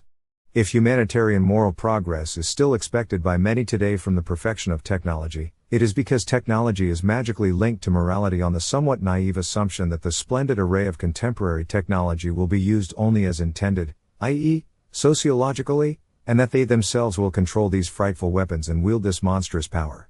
But technology itself remains culturally blind. Consequently, no conclusions which usually can be drawn from the central domains of spiritual life can be derived from pure technology as nothing but technology, neither a concept of cultural progress, nor a type of clerk or spiritual leader, nor a specific political system. So far the hope that a politically dominant elite would develop out of the community of technical inventors has not been fulfilled.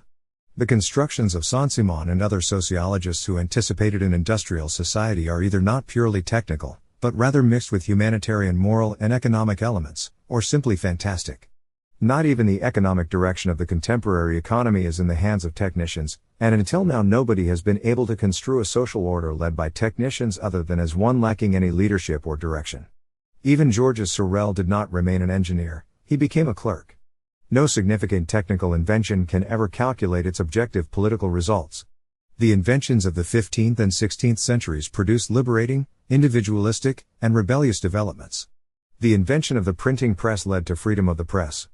Today technical inventions are the means of the domination of the masses on a large scale. Radio belongs to a broadcasting monopoly, film, to the censor. The decision concerning freedom and slavery lies not in technology as such, which can be revolutionary or reactionary, conserve freedom or oppression, centralization or decentralization. Neither a political question nor a political answer can be derived from purely technical principles and perspectives. The previous German generation was under the spell of a cultural decline. It did not have to await the World War, and certainly not the 1918 collapse and Spengler's decline of the West. Expressions of such a mood can be found in Ernst Trilch, Max Weber, and Walter Rathenau. The irresistible power of technology appears here as the domination of spiritlessness over spirit or, perhaps, as an ingenious but soulless mechanism. A European century which bewailed the maladie du siècle and awaited the domination of Caliban or after us the savage god was succeeded by a German generation which complained about a soulless age of technology in which the soul is helpless and powerless. In Max Scheler's Metaphysics of the Powerless God or in Leopold Ziegler S7 construction of a merely incidental, fluctuating, and ultimately powerless elite there is still evidence of helplessness, be it of the soul or the spirit vis-à-vis the age of technology. The anxiety was legitimate because it sprang from dark feelings about the consequences of the just concluded process of neutralization. Along with technology, intellectual neutrality had become intellectually meaningless. Once everything had been abstracted from religion and theology, then from metaphysics and the state, everything appeared to have been abstracted above all from culture, ending in the neutrality of cultural death. Whereas a vulgar mass religion predicated on the apparent neutrality of technology awaited human paradise, the greatest sociologists felt that the tendency which had dominated all stages of the modern European spirit now threatened culture itself. To this was added the anxiety of the new classes and masses which had arisen from the tabula rasa created by restless technicization. New and even alien masses threatening to traditional education and taste continually arose from this cultural and social nothingness. But the anxiety was ultimately nothing more than the doubt about the ability to control and utilize the marvelous instruments of the new technology. A result of human understanding and specialized knowledge, such as a discipline and in particular modern technology, also cannot simply be presented as dead and soulless any more than can the religion of technicity be confused with technology itself. The spirit of technicity, which has led to the mass belief in an anti-religious activism, is still spirit, perhaps an evil and demonic spirit, but not one which can be dismissed as mechanistic and attributed to technology. It is perhaps something gruesome, but not itself technical and mechanical.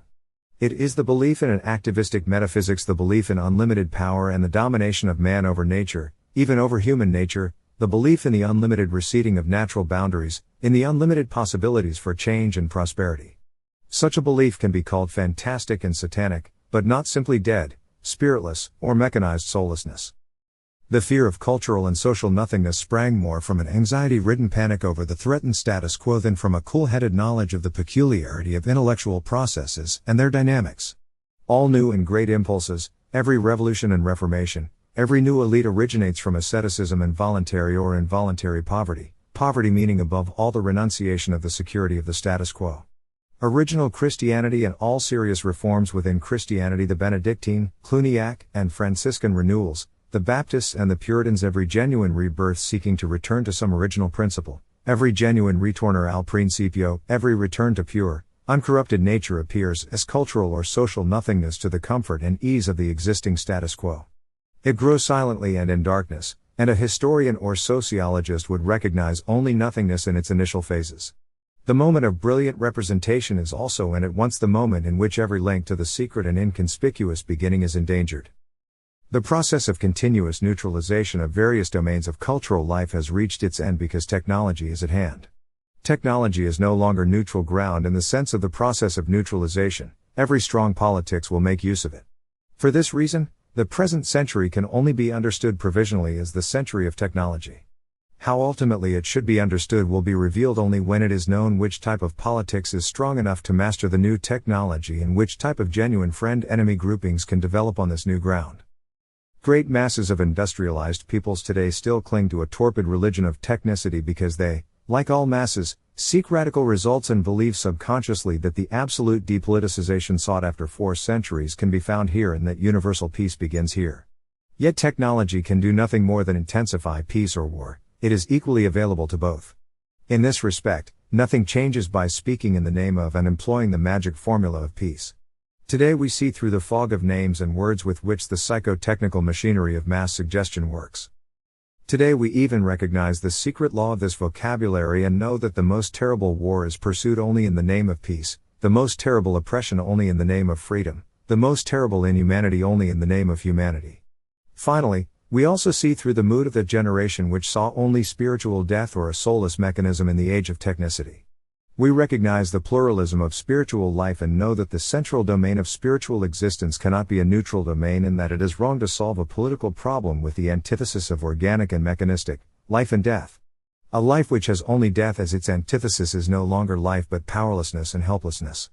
Whoever knows no other enemy than death and recognizes in his enemy nothing more than an empty mechanism is nearer to death than life. The comfortable antithesis of the organic and the mechanistic is itself something crudely mechanistic. A grouping which sees on the one side only spirit and life and on the other only death and mechanism signifies nothing more than a renunciation of the struggle and amounts to nothing more than a romantic lament. For life struggles not with death, spirit not with spiritlessness, spirit struggles with spirit, life with life, and out of the power of an integral understanding of this arises the order of human things. Ab integro nascitur ordo.